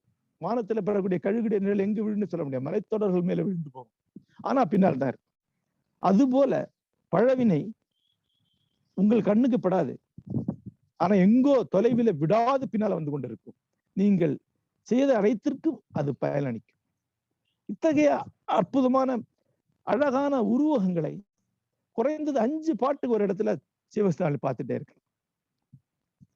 ஆகவே சிலப்பதிகாரத்தையும் கம்பராமாயணத்தையும் பயிலக்கூடிய நமக்கு சீவக சிந்தாமணி தவிர்க்கக்கூடியதல்ல. இது ஒரு கலாச்சார படலம் என்று நான் எடுத்துக்கொள்ள வேண்டும், ஒரு கலாச்சார பரப்பு. அவை ஒவ்வொன்று ஒன்றிலிருந்து இன்னொன்று வருகின்றன. சங்க இலக்கியத்திலிருந்து சீவக சிந்தாமணி வழியாத்தான் கம்பராமாயணத்துக்கு வர முடியும். அந்த கம்பராமாயணத்தை பயிலக்கூடிய ஒருவர் சீவக சிந்தாமணி அறியாமல் இருப்பார் என்றார் கம்பராமாயண அழகியிலே ஒரு முக்கியமான பகுதியை அவர் கைவிட்டு விடுகிறார் என்றுதான் பொருள். ஆகவே குறள், சிலம்பு, கம்பராமாயணம் மட்டுமல்ல, நம்மாழ்வார் பாடல்களும் ஒரே பண்பாட்டு படலத்திலே வருகின்றன. இன்னொன்று அக்காலத்து அறம், அக்காலத்து ஒழுக்கம், அறம் ரெண்டும் வேறு வேறு. அறம் என்பது அனைத்துயிருக்கும் அருள் செய்ய வேண்டும் என்பது அறமன். ஒழுக்கம் என்பது, பாலியல் ஒழுக்கம் என்பது மிக தளர்வான ஒன்றாக இருக்கிறது. ஆனா இந்த சித்திரத்தை நாம் இந்த காவியத்திலிருந்து அடைய முடியும். அனைத்திற்கும் மேலாக ஏற்கனவே சொல்லும் போது ஒரு ஸ்கீமா சொன்ன, ஒரு பெருஞ்சித்திரத்தை சொன்னேன். அதற்கு சமானமானது நுண் தகவல்கள். ஒவ்வொரு பாட்டிலே வந்து கொண்டிருக்கக்கூடிய சின்ன சின்ன விஷயங்கள். அந்த சின்ன விஷயங்கள் தான் உண்மையில ஒரு காவியத்தை ஒரு பண்பாட்டுடைய தவிர்க்க முடியாத விஷயமாக்குகின்றன. அதாவது நிலத்தடி நீர் எப்படி சேர்த்து வைக்கப்பட்டிருக்கோ அப்படி சேர்த்து வைக்கப்பட்டது ஒரு காவியம். மேல 1000 மழை பெஞ்சிருக்கு, ஒரு துளிதான் கீழே போகும். ஆனா சேர்ந்து சேர்ந்து சேர்ந்து நிலத்துக்கடியில் ஒரு பெரிய தொகுப்பாக இருக்கு. காவிய ஆசிரியர் தற்செயலாக எழுதிய வரிகள் கூட நமக்கு முக்கியம். ஏன்னா நம்முடைய பண்பாட்டுடைய ஒட்டுமொத்த ஆழம் இந்த நுண் செய்திகள்ல இருக்கு. உதாரணமா கடல் விளை அமுதம்ங்கிற ஒரு வரி வருது. இது எதை குறிக்குது? நான் என்ன நினைச்சுக்கிட்டேன்னா, புராணத்துல இருக்கக்கூடிய கடல்ல விளைந்த அமுதத்தை அது குறிக்குதுன்னு நினைத்தேன். ஆனா அந்த கவிதையில அது செட் ஆகல. அப்புறம் படுத்தா அது உப்பை குறிக்கிறது. கடலில் விளையக்கூடிய வெண்ணிறமான அமுது என்பது உப்பு தான். சமணர்களுக்கு அதுதான் உப்பு. ஏன்னா உப்பு முக்கியமான வணிக பொருளாக இருந்திருக்கு. இன்னைக்கு ராய்மார்க்ஸ் எழுதின உப்புவேலிங்கிற நூலை படித்தவர்களுக்கு தெரியும். நெடுங்கால இந்தியாவுடைய ஒரே நாணயமாக பண்டமாற்று பொருளாக உப்பு இருந்திருக்கிறது. உப்பு தமிழ்நாட்டுடைய பண்பாட்டை தீர்மானிக்க வேண்டியதாக இருந்திருக்கிறது. உமணர்கள் தான் தமிழ்நாட்டு அன்றைய வணிகர்கள். அன்றைய சமணர்களும் பெரும்பாலான உமணர்களா இருந்திருக்க வாய்ப்பு இருக்கு. உப்பு ஒரு கிராமத்துக்கு வெளியிலிருந்து வரக்கூடிய ஒரே பொருள். ஒரு கிராமம் வெளியிலிருந்து ஏதாவது பொருளை வாங்க வேண்டும் என்றால் விளைபொருட்களை கொடுத்து உப்பை வாங்கணும். உப்பு வணிகர்கள் உப்பை கொடுத்து விளைபொருட்களை வாங்கி கடற்கரை கொண்டு வந்து விற்கிறார். உப்பு என்பது தங்கத்துக்கு நிகரான விலை கொண்டதா இருந்த ஒரு காலத்தில். அதை குறிக்குது. கடல் விளை அமுதம் என்று உப்பு சொல்லப்படுகிறது. இன்னொரு வரி நான் சுவாரஸ்யமா கவனிச்சேன். ஒரு வர்ணனையில கருமணி அழிந்திய காமர் செங்கதிர் திருமணி செப்பன செறிந்த செம்முலை அப்படிங்கிறார். அதாவது அணிகள் அணிந்த பெரிய முலைகள், அதுல கருமணி மாலை அழிந்திய இருக்கிறது என்கிறார்.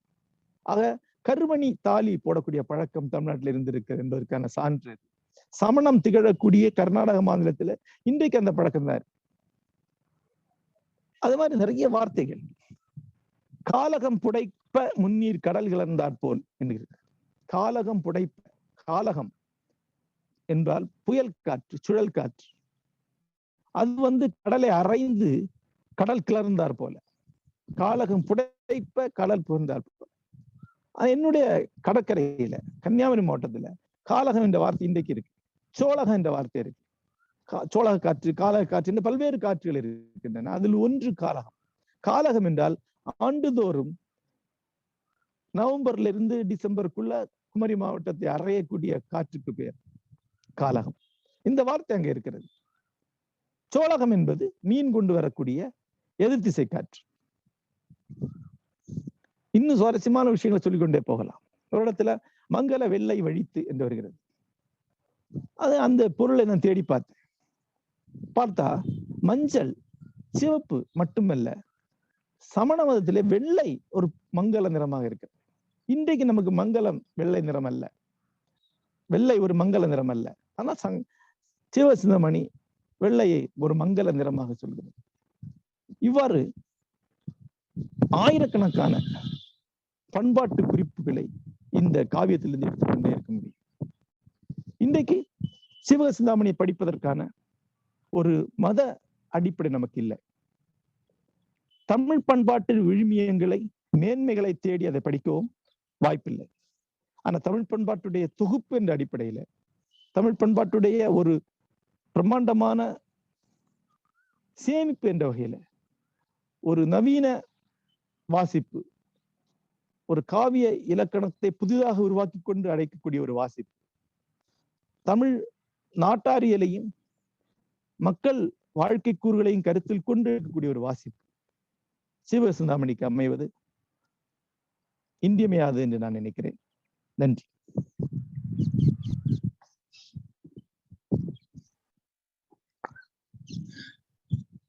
மிக நன்றி சார். ஒரு பண்பாட்டின் பரிணாமம்ங்கிறது ஒரு காவியத்திலிருந்து எப்படி பார்க்கலாம் அப்படின்னு நீங்க விரிவா சொன்னீங்க. நண்பர்கள்கிட்ட இருந்து கேள்விகள் அனுமதிக்கலாமா சார்? ஓகே. நண்பர்களுக்கு கேள்விகள் இருந்தால் கேட்கலாம். கேள்விகளை சுருக்கமானதாக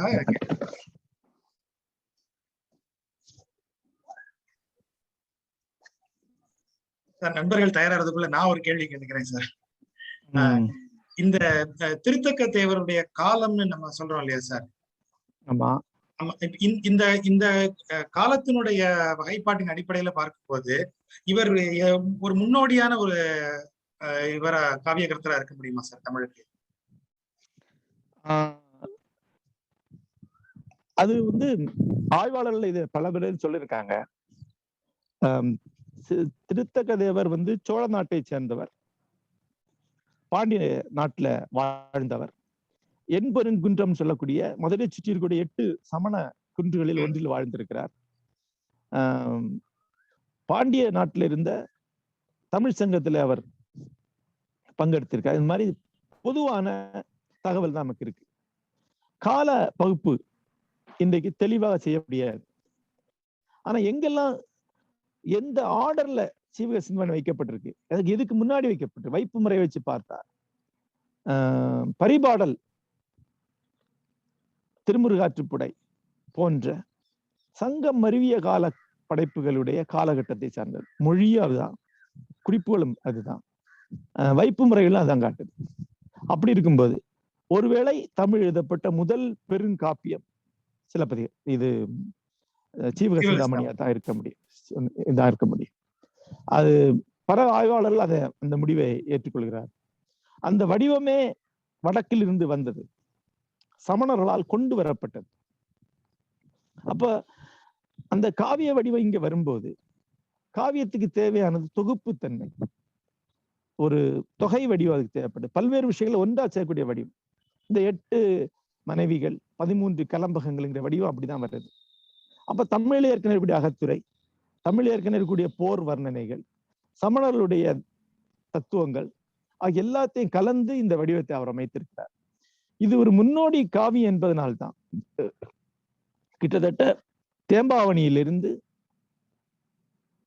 உமறு புலவருடைய சீராப்புராணம் வரைக்கும் தொடர்ச்சியாக ஏறத்தாழ 1500 ஆண்டுகளுக்கு மேலாக இதனுடைய செல்வாக்கு நீடிக்கிறது. 1500 ஆண்டுகள் ஒரு மொழியில் இருக்கக்கூடிய எல்லா மேலிலக்கியங்களிலும் காவியங்களிலும் ஒரு காவியத்துடைய செல்வாக்கு நீடிப்பது என்பது சாதாரண விஷயம் கிடையாது. ஆனா அந்த அளவிற்கு இருந்ததனுடைய அதை பற்றி நீங்க சொன்ன மாதிரி அதை பற்றி பேசப்பட்டிருக்கிறது ரொம்ப குறைவாக தான் இருக்கு. மிக மிக குறைவாக தான் இருக்கு. ஏன்னா அதை பற்றி பேசுறதுக்கு நமக்கு சமண வழியா போறதுக்கான வழி தடைபட்டிருக்கு. தமிழ் பெருமிதம் வழியா போனா ஒருத்தன் 8 பொண்ணை கல்யாணம் பண்ணிக்கிறது, அதெல்லாம் நமக்கு வந்து ஒத்துக்க முடியாததாக இருக்கு. இப்போ கோவலர் மாதவி கிட்ட போனதையே மூகா அவர்கள் ஒரு திரைப்படமா எடுக்கும்போது அவன் மாதவி ஆசைப்பட்டு போகல. ஒரு அவன் அம்மா வந்து ஒரு மாலை ஏலம் விடுறான் சந்து. அப்போ ஒரு யவன வணிகன், ஒரு அந்நியன் அதை வாங்குறான். தன்னுடைய குலத்து பெண், தன்னுடைய தமிழினத்து பெண் அந்நியன் கையில போட்டு போயிடக்கூடாதுங்கிற ஆதங்கத்துலதான் கோவலன் போய் வந்து மாதவிட்ட கல்யாணம் பண்ணிக்க அல்லது சேர்ந்துக்கிறான் அப்படின்னு கருணாநிதி எழுதுறார். ஏன்னா அவ்வளவு தூரம் வந்து சென்டிமெண்டலான விஷயங்கள் இருக்கு. அப்படி இருக்கும்போது 8 பொண்ணை கல்யாணம் பண்ணிக்கிற மாதிரி படம் எடுக்க முடியுமா? இன்னும் சொல்ல போனா சீவக சிந்தாமணியுடைய சாயல் உள்ள ஒரு சினிமா இருக்கு தமிழ்ல. என்னன்னு சொல்ல பார்க்கலாம். எம்ஜிஆருடைய நவரத்தினங்கள், அது 9 இல்ல, அது வந்து 9 பெண்கள். ஆனா அது 9 எவ்வளவு மழுப்பி எடுத்திருக்காங்க பாருங்க. 9 கதாநாயகிகள் எம்ஜிஆருக்கு அப்படின்னா 9 பேர் அவருடைய மனைவியல்னா பட்டா ஓடுமா? ஆகவே தமிழ் பண்பாடு சார்ந்தும் போறதுக்கு வழி இல்லை, சமணம் சார்ந்தும் போக வழி இல்லைன்னா அந்த வழி அடைந்திருக்கு. ஆனா ஒரு நவீன வாசகனாக, நவீன இலக்கிய விமர்சனாவுக்குள்ள போறதுக்கான ஒரு வழியை நாம் உருவாக்க வேண்டும் என்று நான் நினைக்கிறேன். அதுதான் இந்த உரையுடைய சாராம்சம். அப்ப சார் சீவக சிந்தாமணிக்கும் சிலப்பதிகாருக்குமான கால வேறுபாடு ரொம்ப அதிகமா இருக்குமா சார்? ஆமா, மொழி நடைய வச்சு பார்த்தா சீவக சிந்தாமணிக்கு இருக்கக்கூடிய மொழி வந்து இன்னும் பழமையானதா தான் எனக்கு தெரியுது. ஏன்னா நீங்க சொல்றபடியே பார்த்தாலும் சீவக சிந்தாமணியில வந்து இந்த மாதிரி 8 மனைவியர் அது வந்து ஒரு பெரிய பொருளாகவே கருதப்படவில்லை, ஒரு இயல்பா பேசப்படுது. ஆனா சிலப்பதிகாரத்துக்கு வரும்போது கோவலன்னு ஒரு கட்டத்துல கண்ணகியே கடிஞ்சுக்கிறா, நீ நான் பாராட்டுற மாதிரி காரியமா நீ செய்துட்டு வந்திருக்கிற அப்படின்னு சொல்ற அளவுக்கு அவன் விழுமியம் அப்படியே மாறி இருக்கு இங்க வரும்போது. ஆமா, அதாவது அது திருக்குறள், இது சிலப்பதிகாரம் இரண்டுமே காலத்தால் பிந்தியது என்று நான் நினைக்கிறேன். அந்த காலகட்டத்துல இந்த ஒருவனுக்கு ஒருத்தி, ஒருவனை பற்றி ஓரகத்திருத்தல், இந்த மாதிரியான சங்கடமான விழுமியங்கள்லாம் உருவாகி வந்தது. அதற்கு முன்னால சங்க கால அழகியல் ஒன்று இருக்கு. தலைவன் சர்வசாதாரணமா பரத்தியாட்ட போயிட்டு வரான், பல மனைவியரை வச்சுட்டு இருக்கான். அப்புறம் கல்யாணத்துக்கு முந்தின உறவு சர்வசாதாரண அனுமதிக்கப்பட்டிருக்கு, உடன்போக்கு இருக்கு. அப்புறம் பெண்களும் ஆண்களும் சேர்ந்து புது வெள்ளத்துல நீராடக்கூடியது இருக்கு. பெண்களும் ஆண்களும் சேர்ந்து ஆடை இல்லாமல் கடலில் குளிக்கக்கூடிய காட்சிகள் இருக்கு. இதெல்லாம் இருக்கக்கூடிய ஒரு காலகட்டத்துடைய தொடர்ச்சியா தான் சீவகசிந்தாமணி இருக்கு. நண்பர்களுக்கு வேற கேள்விகள் இருக்கா? நண்பர்கள் கேள்வி.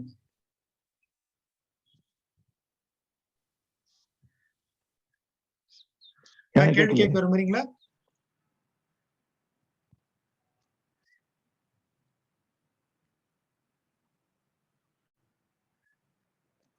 சந்தோஷ், அதை அன்மியூட் பண்றதுக்கு எது சுபஸ்ரீ சுபஸ்ரீ இப்ப கேளுங்க. வணக்கம் ஜெய். முன்னர் ஒரு பதிவுல நீங்க சீவக சிந்தாமணி முதன்மையாக எழுதப்பட்ட காப்பியம்ங்கிற வகையில கொஞ்சம் வித்தியாசமானது, மற்றதெல்லாம் செவி வழியாக பயில்வத நோக்கமா இருக்கையில சீவக சிந்தாமணி தான் முதன்முறையா எழுத்து வடிவத்துக்கு முக்கியத்துவம் கொடுத்து வந்தது அப்படிங்கிற மாதிரி ஒரு இது எழுதியிருப்பீங்க. அந்த வகையில இதுல என்ன வித்தியாசங்கள் நம்ம பார்க்க முடியும்? ஏன்னா நீங்க சொல்லும் போது பாடல்கள்லாம் கம்பனோட ஒரு இசை நயத்தோட இருக்கிறது பார்க்க முடியுது. அப்போ அது என்ன, அந்த எழுதப்பட்டதுங்கிறது எந்த விதத்துல முக்கியமானதா? ஆமா, அது எந்த இடத்துல சொல்லியிருக்கேன்னா, மணிமேகலை, சிலப்பதிகாரம் ரெண்டிலுமே பாட்டிடையிட்ட உடையுடை செய்யுள், பாட்டிடையிட்ட உரையுடை செய்யுள் இந்த வடிவில் இருக்கிறதாக இளங்கோ சொல்றார்.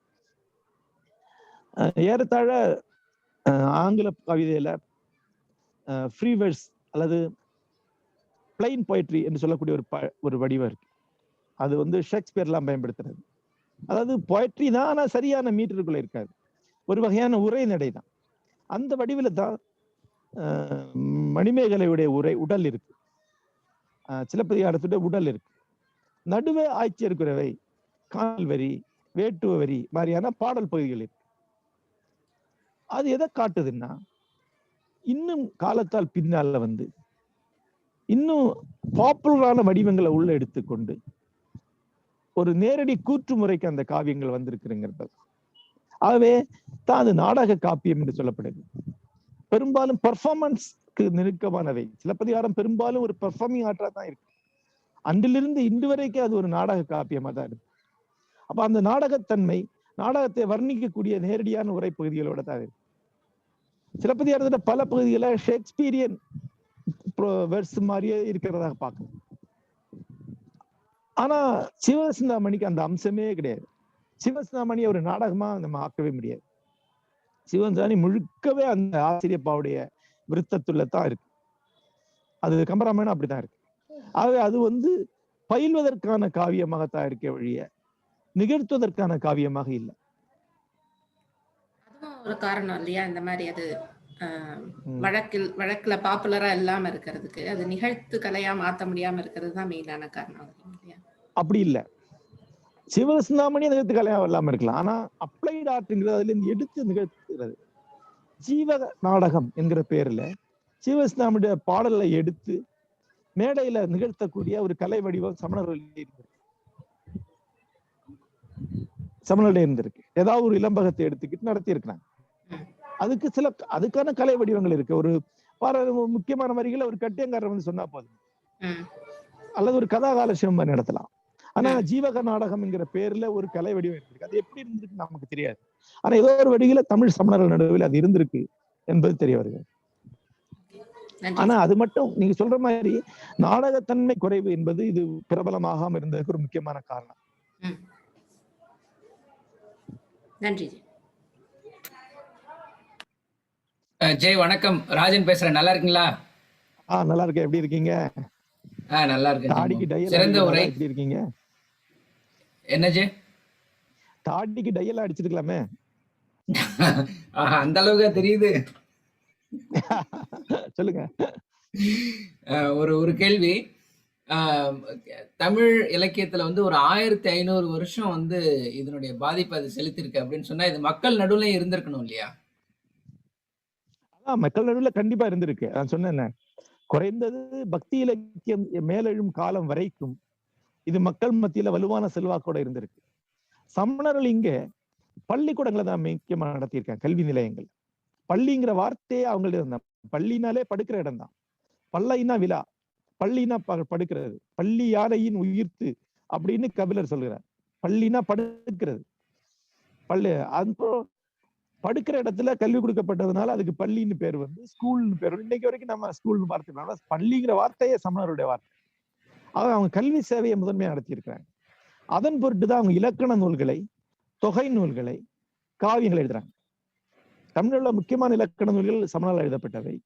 தமிழ்நாட்டில் இருக்கக்கூடிய முக்கியமான தொகுப்பு நூல்கள் சமணலால் செய்யப்பட்டவை என்று சொல்கிறார்கள். சங்க இலக்கியமே 400 தொகுத்ததே சமணர்களின் கொடை என்று சொல்வார்கள். அப்புறம் காவியங்கள் எழுதியிருக்காங்க. அப்ப சமண காவியமாகிய இது குறைந்தது ஒரு 600 வருடங்கள் வந்து இங்குள்ள கல்வி சாலைகளில் கற்கப்படக்கூடிய நூலாக இருந்திருக்கலாம். சோழர் காலத்துல இதுக்கு உரை எழுதப்பட்டதுல இருந்து அப்போ இது தொடர்ந்து புழக்கத்தில் இருந்த புத்தகம்னு தெரியுது. ஆனா பின்னாடி வந்து அதனுடைய செல்வாக்கு குறையுது. பக்தி இயக்கம் மேலெழுந்து இந்து மதங்கள், அத சைவ வைணவ மதங்கள் பிரபல அடைய இது கொஞ்சம் கொஞ்சமாக புழக்கத்துல வெளியே போகுது. ஆனா இதனுடைய பாதிப்பு கம்பராமாயணத்துக்கு வந்து, கம்பராமாயணத்துல பாதிப்பு இதுல பெரிய புராணத்துல இருந்து, திருவிழாடு புராணத்துல இருந்து இன்றைக்கு வரைக்கும் நீடிக்குது. நன்றி.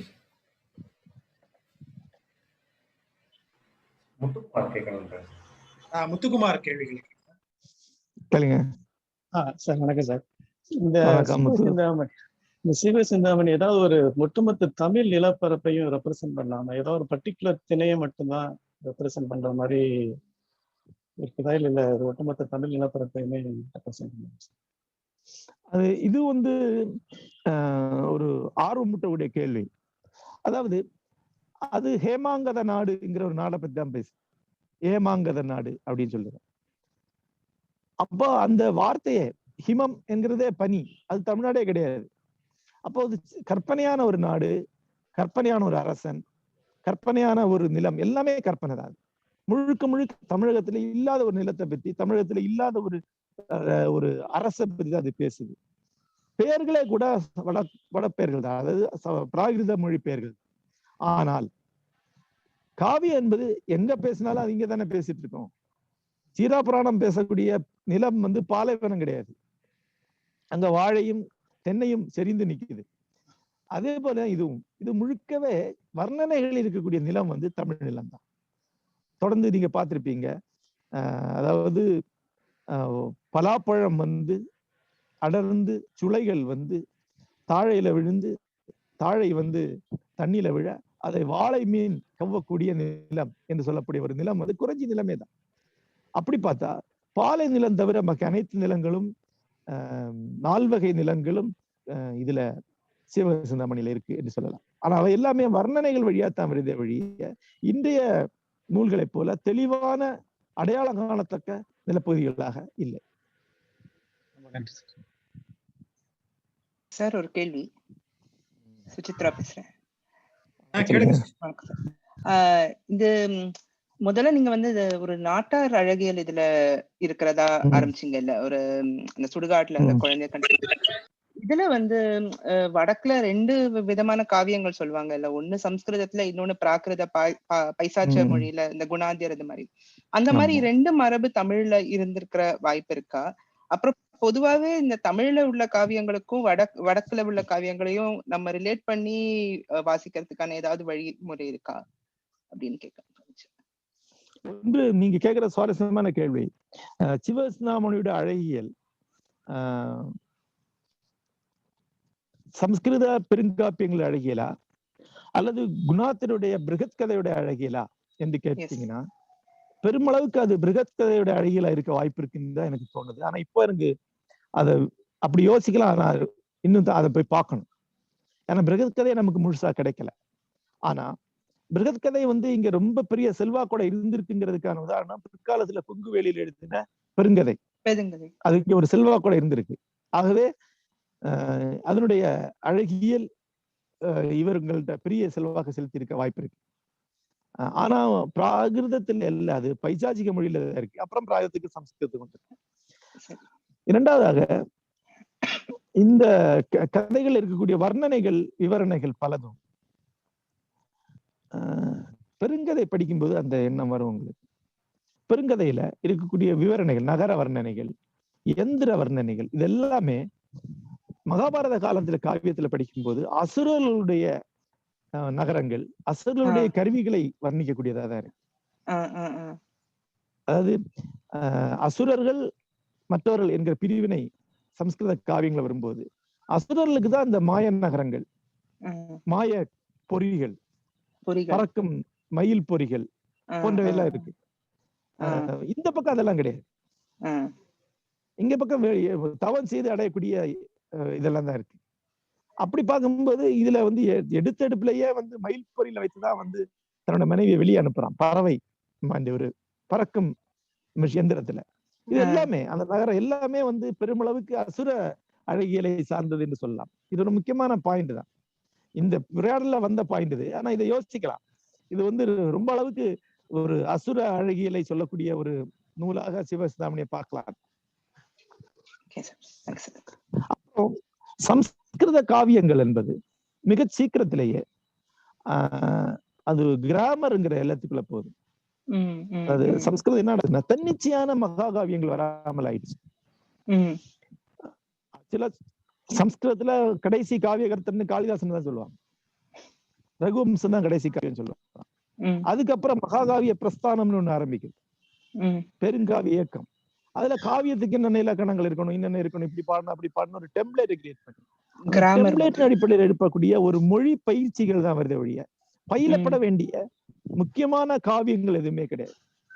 அப்படி பார்த்தா சிவகசிந்தாமணியே காளிதாசனுடைய காலத்து பிறகு தொடங்கக்கூடிய பிறகு வந்த ஒரு காவியம் தான். அதிக காலம் அதிகமா 5ஆம் நூற்றாண்டு அல்லது 6ஆம் நூற்றாண்டு சொன்னா காளிதாசன் எழுதி ஒரு 100 வருடங்களுக்கு பிறகுதான் இது எழுதப்பட்டிருக்கு. அங்கே சம்ஸ்கிருத காவிய மரபு முடிந்த பிறகுதான் இங்க நமக்கு தொடங்குது. அது நமக்கு ஒப்புமையே இல்லைன்னு தான் சொல்லலாம். குணாத்தியரோட காலம் அதுக்கு முன்னால, காளிதாசருக்கு முன்னால. குணாத்தியரோட ஒரு தொன்ம காலகட்டம் தெளிவா இல்ல. அது தொன்மத்துல இருக்கு. ஆனா அது கிபி 2ஆம் நூற்றாண்டு 3ஆம் நூற்றாண்டா இருக்கலாம் என்று சொல்றாங்க. குப்தர் காலத்துக்கு கொஞ்சம் முன்னாடியா இருக்கலாம் அப்படின்னு சொல்றாங்க.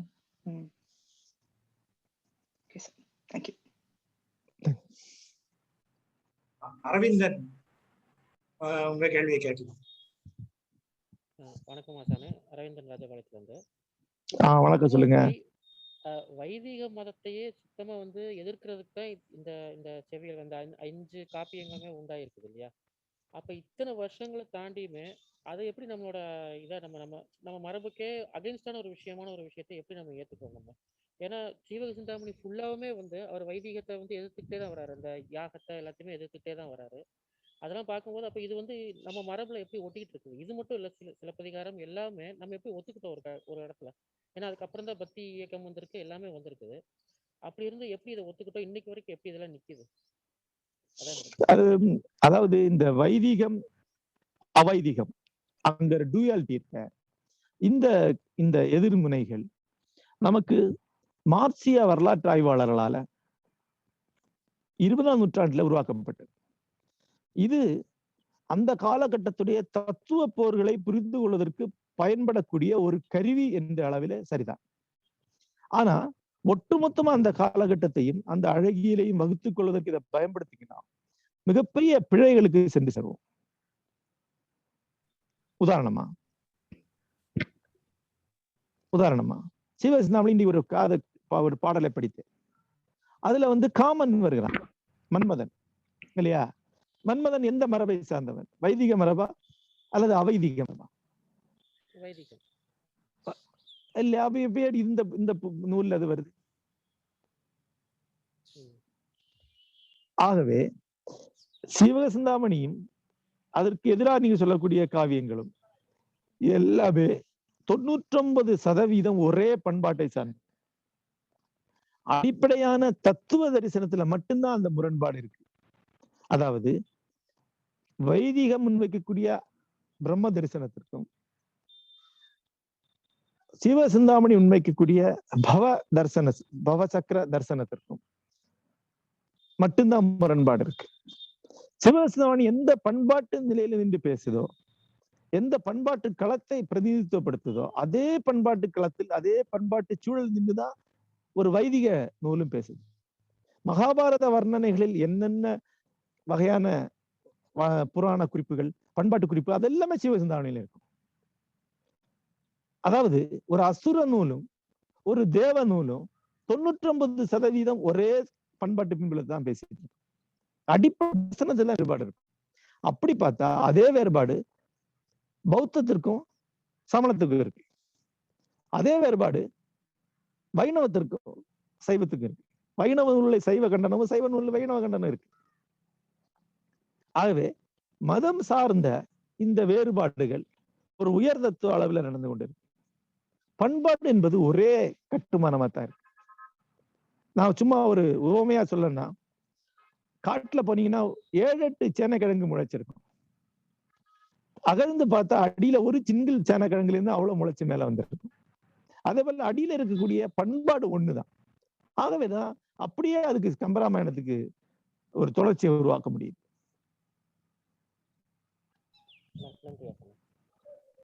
வேற கேள்விகள் இருக்கா நண்பர்களுக்கு? ஹலோ, வணக்கம் சார். நான் ஷாம் பேசுறேன். வணக்கம் சார். 12ஆம் நூற்றாண்டுலயே வந்து அனபாயத்தோனால வந்து சிவக சிந்தாமணி வந்து ஒரு மெய்நூலா ஏற்றுக்கொள்ளப்பட்டது அப்படின்னு சொல்றாங்க. அப்பதான் வந்து சேக்கிலார் வந்து அதுக்கு எதிராக வந்து பெரிய புராணம் எழுதி திரும்ப வந்து அனபாய சோழனை வந்து சைவ சமயத்துக்கு திரும்பி பற்று உள்ளவரா கொண்டு வந்தாங்க அப்படின்னு ஒரு கதை சொல்றாங்க. சோ இப்ப வந்து சிவக சிந்தாமணியாவே இருக்கட்டும், பெரிய புராணமாவே இருக்கட்டுமே, இப்ப ஒரு நாட்டே ஆளக்கூடிய ஒரு அரசரை சாதாரண ஒரு இலக்கியம் தானே, இலக்கியம் வந்து எப்படி அந்த ஆளுமையே வந்து இன்ஃபுளுன்ஸ் பண்ணுது? ஒரு முழுக்க ஒரு மதத்தையே மாத்த வைக்கிற அளவுக்கு இலக்கியத்துக்கு அந்த சக்தி எங்கேருந்து வருது? இப்ப எல்லாமே மத நூல்களாகத்தான் பயிலப்பட்டது. இன்றைக்கு நாம அந்த மத நூல் அல்லாமல் செவ்விலக்கியங்களாக பயில்வது எப்படி என்பதா இந்த உரை அமைந்திருக்கு. அந்த காலத்துல அது மத நூலாக தான் பயிலப்பட்டது. 19ஆம் நூற்றாண்டு இறுதி வரைக்கும் மத நூலாகத்தான் பயிலப்பட்டது. அனபாய சோழன், அனபாயன்னா 3ஆம் குலோத்துங்கன்னு நினைக்கிறேன். அனபாயன் முன்னாளில் அனபாயன் நீண்ட நாளில் கல்வெட்டு வருது. 4ஆம் குலோத்துங்கன். அவன் காலகட்டத்துல அவன் வந்து சிவ சிந்தாமணியில் உளம் தோய்ந்திருந்தான். ஆனா அவன் சைவனா இருந்தான், அல்லது வைணவத்துல வந்து சமண மன்னனாக இருக்கல. கதைகளின்படி சைவனாக இருந்த போதிலும் கூட சிவ சிந்தாமணியின் காவிய சுவையில் ஈடுபட்டிருந்தான். ஆகவே சைவத்தில் இருக்கக்கூடிய உயர்வுகளை சொல்லி சைவத்திற்கு ஒரு காவியத்தை அளிக்கும்பட்டுதான் சேக்கிழார் எழுதினார். இதுதான் கதையா இருக்கு. சோழ மன்னர்கள் யாருமே நேரடியாக சமண மதத்தவராக இருந்ததற்கான சான்று இல்லை. ஆனா பாண்டிய மன்னர்கள் சமண மதத்தை சேர்ந்தவர்களா இருந்திருக்கிறாங்க. அப்பர் போன்றவர்களால திருப்பி சைவ சமயத்துக்கு கொண்டு வந்திருக்காங்க. தமிழ்நாட்டில் நடந்த மத போர்கள்ல மன்னனை வென்றெடுப்பது என்பது ஒரு முக்கியமான ஒரு ஒரு யுக்தியா இருந்திருக்கு. ஒரு மன்னனை வந்து சமணத்தில் இருந்து வென்று சைவத்திற்கு கொண்டு வந்தால் அந்த நாடே காலப்போக்கில சைவத்துக்குள்ள வந்துடுது. மகேந்திரவர்ம பல்லவன் அப்படி வந்து சைவத்துக்குள்ள வந்தான். அதே மாதிரி வந்து பாண்டியன் வந்திருக்கான், கூன் பாண்டியன் வந்திருக்கிறான். அது மாதிரி ஒரு நிகழ்வு தொடர்ந்து சொல்லப்பட்டு. நன்றி சார், தேங்க்யூ. 2ஆம் குலோத்துங்கன் சொல்லுங்க சார். 2ஆம் குலோத்துங்கன். ஓகே, அனபாயன். அவன் தான் கோட்டாரை கைப்பற்றினான். கோட்டாரும் வெள்ளாரும் புகையால் மூட முன்னாளில் அனபாயன் முனிந்த நாளில் அப்படின்னு ஒரு மெய்கீர்த்தி சொல்லுது. கோட்டார எங்க ஊரு, நார்வல பிடிச்சவன், அதனால எங்களுக்கு எதிரி அவன். அவனுடைய புகழை நான் இந்த இடத்துல பாட மாட்டேன் என்று உறுதி கொள்கிறேன். பார்கவி நீங்க கேள்வி. வணக்கம் ஜி, நான் பார்கவி பேசுறேன். ஹேமாங்கத நாடு, பார்கவி பேசுறேன் ஜி. வணக்கம் பார்கவி, சொல்லுங்க. ஹேமாங்கத நாடுங்கிறது ஒரு கற்பனை நாடு அப்படின்னு சொல்றீங்க. அப்போ இந்த பாலியல் விழுமியங்கள் இன்றைக்கு நம்ம ஒத்துக்கொள்ள முடியாத இந்த பாலியல் விழுமியங்களும் ஒரு ஃபேண்டசியா, இது ஆக்சுவலி ஒரு ஃபேண்டசி படைப்புன்னு சொல்லலாமா? ஏன்னா இந்த அசுரர்களுடைய உலகமே ஒரு மாய உலகம் அப்படின்னு சொல்றது, அப்போ இத அப்படி நம்ம பார்க்கலாமா? அந்த ஜானர்ல வச்சு இத படிக்கலாமா? அது சாத்தியம்தான். ஏன்னா இதுல அந்த மணிமேகலையில சரி, சிவசிந்தாமணியில இருக்கக்கூடிய தெய்வங்களின் ஊடாட்டம், இப்ப உதாரணமா செண்பகா வள்ளி அப்படின்னு ஒரு அம்மன் வந்துதான் சீவகனை அம்மாவை காப்பாத்துது. அப்படி அங்கங்க தெய்வங்கள் வருது. அந்த தெய்வங்கள் எல்லாமே சிறு தெய்வங்களா இருக்கு, நம்ம முத்தாலம்மன் மாதிரியான தெய்வங்களா இருக்கு. அப்புறம் பறக்கும் விமானங்கள், போர்க்கருவிகள் போன்ற கருவிகள் இருக்கு. அப்புறம் கற்பனை கெட்டாத வர்ணனைகள் கொண்ட நகரங்கள் இருக்கு. இதெல்லாமே கேட்டு இதை நான் சொன்ன மாதிரி ஒரு ஃபேண்டசி என்று சொல்லலாம். அசுரர்களுடைய கதைகளை பற்றி மகாபாரதம் உட்பட சொல்லக்கூடிய எல்லாமே ஃபேண்டசிகளா தான் இருக்கு. அப்புறம் அசுரருடைய நகரம் பத்தின பெயர்கள் எல்லாமே மகேந்திரபுரி, அந்த மாதிரியான மாகிஷ்மதி, இப்படி சம்ஸ்கிருத பெயர்களாக மிருத்திகாவதி, இந்த மாதிரியா தான் இருக்கு. இதை வச்சு பார்க்கும்போது ஹேமாங்க நாடுங்கிறதும் ஒரு வகையான ஃபிக்ஷன் பிளேஸா இருக்க வாய்ப்பு இருக்கு. ஆனா தமிழ் பண்பாடு அல்லது தமிழ் கலாச்சார அடையாளங்கள் அதுல இருக்கிறது எப்படிதான் நீங்க ஃபிக்ஷன் எழுதினாலும் இந்த பண்பாட்டில இருந்தா நீங்க எழுதுவீங்க. இப்ப இன்றைக்கு தமிழ்நாட்டுல சார்ந்த ஒரு ஃபிக்ஷன் எழுதப்படுது, இன்றைக்கு முற்றிலும் கற்பனையான ஒரு ஃபேண்டசி கதை எழுதப்பட்டாலும் கூட இன்றைக்கு இருக்கக்கூடிய தமிழ் பண்பாடு தான் அதுல மறுசமையல் பண்ணப்பட்டது. அந்த அளவுல வாசிக்கலாம். அப்படி பார்த்தா அந்த வேல்யூஸும் அந்த போர் பற்றின அந்த அதீதமான வயலன்ஸும் அது ஃபேண்டாஸ்டிக் எலிமெண்ட்ஸ் அப்படின்னு நம்ம எடுத்துக்க முடியாது. ஆனா அது தொடர்ச்சி இல்லைன்னா அப்படி எடுத்துக்கலாம். தொடர்ச்சி அங்க இருக்கு, சங்க இலக்கியத்துல இருக்கு. சங்க இலக்கியத்துல உழுதிட்ட மண் போன்ற ரத்தத்தால சேரான போர்க்களம் பத்தின வர்ணனைகள் இருக்கு. அப்புறம் வளைந்த வேலை யானையுடைய கொம்புக்கு நடுவை கொடுத்து நிமித்திட்டு மறுபடியும் யானையை கொல்ல போறக்கூடிய வீரனை பத்தின வர்ணனைகள் இருக்கு. இது எல்லாமே ஏற்கனவே அந்த போர் மிகை வர்ணனை என்பது ஏற்கனவே சங்க இலக்கியத்தில் இருக்கிறது தான். சோ அதனுடைய நீட்சியாத்த இதுல இருக்கு என்று சொல்லலாம். அப்படி ஒரு சித்திரம் முன்னால் இல்லைன்னா இது கற்பனை எடுத்துக்க வாய்ப்பு. ஆனாலும் இது ஒரு ஃபேண்டசி தான். இந்த இப்படி எல்லாம் யாரும் போர் எல்லாம் புரிஞ்சிருக்க முடியாது. இந்த மாதிரி போர் நடந்திருந்தா அப்ப தமிழ்நாட்டுல ஆளே இருந்திருக்காங்க. ஆகவே இது ஒரு கற்பனை தான். இது ஒரு முழுக்க ஏற்கனவே சொன்ன மாதிரி செறிபெறல் தான், அனுபவம் கிடையாது. போரை இப்படி சொல்லணும், ரத்தச்சேரு, யானைகள் விழுந்து மூழ்கின, யானைகள் ரத்தத்துல வழுக்கி விழுந்தன, அப்படிலாம் எழுதினாதான் அது போர் வர்ணனை ஆகும். அப்ப ரியலிஸ்டிக்கான வர்ணனை அல்ல, ஃபேண்டசி தான். அப்போ எந்த ஃபேண்டசியுமே எவ்வளவு தூரம் தள்ளி கொண்டு போனாலும், எவ்வளவு தள்ளுதோ அந்த அளவுக்கு உள்ள கண்டினியூ ஆகக்கூடிய ஒரு பண்பாட்டு கூறு இருக்கு. அதை பார்க்கலாம். அதான் நான் சொல்றேன். இப்ப கப்ரியல் கார்சியா மார்கேஸுடைய 100 தனிமை நாவல்ல அது எந்த அளவுக்கு கற்பனையான மேஜிக் ரிலீஸ் இருக்கோ அந்த அளவுக்கு அது அந்த லத்தீன் அமெரிக்காவோட அரசியல் அதுல இருக்கு இல்லையா, லத்தீன் அமெரிக்காவோட பண்பாடு அதுல இருக்கு இல்லையா, அதே போல. நன்றி. இன்னொரு ஒரு கேள்வி கேள்வியோட சார், இது சமண தத்துவங்கள் உள்ளடக்கிய நூலா இருக்கிற பட்சத்துல இன்னைக்கு இருக்கக்கூடிய சமண குருகுலங்கள் இல்ல, இப்ப நம்ம அந்த பொன்மலை ஒரு சமண பயணம் பண்ணோம் இல்லையா, அவங்களோட குருகுலத்துக்குள்ள இந்த நூல் இப்போ ஏதாவது பயிர்வதற்கான சாத்தியங்கள் இருக்கா சார்? உள்ள இப்ப இருக்குமா அவங்க? அது ஆக்சுவலா தமிழ்நாட்டுல விழுப்புரம் பகுதியில் இருக்கக்கூடிய சமண பள்ளிகளில இதனுடைய சில பகுதிகள் கற்பிக்கப்படுகின்றன. ஆனா இன்றைக்குள்ள சமணத்துல இதனுடைய அகத்துறை வர்ணனை எல்லாம் கற்பிக்கப்பட முடியாது. அதோட இதனுடைய நீதி நூல் சார்ந்த சில பகுதிகள் கற்பிக்கப்பட்டிருக்கு. என்கிட்ட ஒரு சமண பள்ளிக்காக தொகுக்கப்பட்ட ஒரு சின்ன புத்தகம் இருக்கு. அதை நான் பொன்னூர்ல வாங்குறேன்னு நினைக்கிறேன். அதுல சிவசிந்தாமணியில் எடுக்கப்பட்ட 50 பாடல் கொண்ட ஒரு சின்ன பாட புத்தகம். அது சமண பிள்ளைகளுக்கு படிப்பதற்கு சொல்லிக் கொடுக்கக்கூடிய நூலாக இருக்கு. ஆனா தமிழ்நாட்டுல தமிழ் சமணம் என்பது அழிந்து போயிட்டு, சமணத்திலிருந்து கிளைத்த ஒன்று தமிழ் சமணம். தமிழ் பண்பாட்டுடைய கூறுகளை உள்வாங்கி தமிழ்நாட்டுக்காகவே உருவாக்கப்பட்ட உருவாகி வந்த ஒன்றுன்னு சொல்லலாம் தமிழ் சமணத்தை. தமிழ் சமணத்துடைய நூல் தான் சிவசிந்தாமணியை ஒழிய சமணத்திற்கான நூல் அல்ல. சமணத்திற்கு தமிழ் சிவசிந்தாமணி ஒரு சிற்றுண்மை நூலா தான் கருதப்படும். தமிழ் சமணத்துக்கான நூல், தமிழ் பௌத்தம்னு சொல்லுவாங்க, அது மாதிரி தமிழ் சமணம். தமிழ் சமணம் கிட்டத்தட்ட இல்லாமல் ஆகிட்டு. இன்றைக்கு தமிழ்நாட்டில் இருக்கக்கூடிய சமணம் என்பது சிரவணபலகலாவையோ அல்லது வடக்கே கும்பச் மடத்தையோ ஆதாரமாக கொண்டு தொடர்ச்சியா இங்கே ஒரு சமணம். இதுக்கு தமிழ்நாட்டுடைய பண்பாட்டோட தொடர்பு ரொம்ப குறைவு. பெரும்பாலும் அது கர்நாடகா பண்பாட்டோட சம்பந்தப்பட்டு தான் இருக்கு. ஆகவே அதுல சிவசிந்தாமணிக்கு பெரிய இடம் கிடையாது. சில கல்வி நிலையங்கள்ல கொஞ்சம் கற்பிக்கப்படலாம் என்று நான் நினைக்கிறேன். அதை பத்தி ஆராய்ச்சி தான் பண்ணணும். நன்றி. நன்றி. முடிச்சுக்கலாமா? ஒரு கேள்வியோட முடிச்சுக்கலாமா சார்? அந்தோணி செல்வன். ஓகே.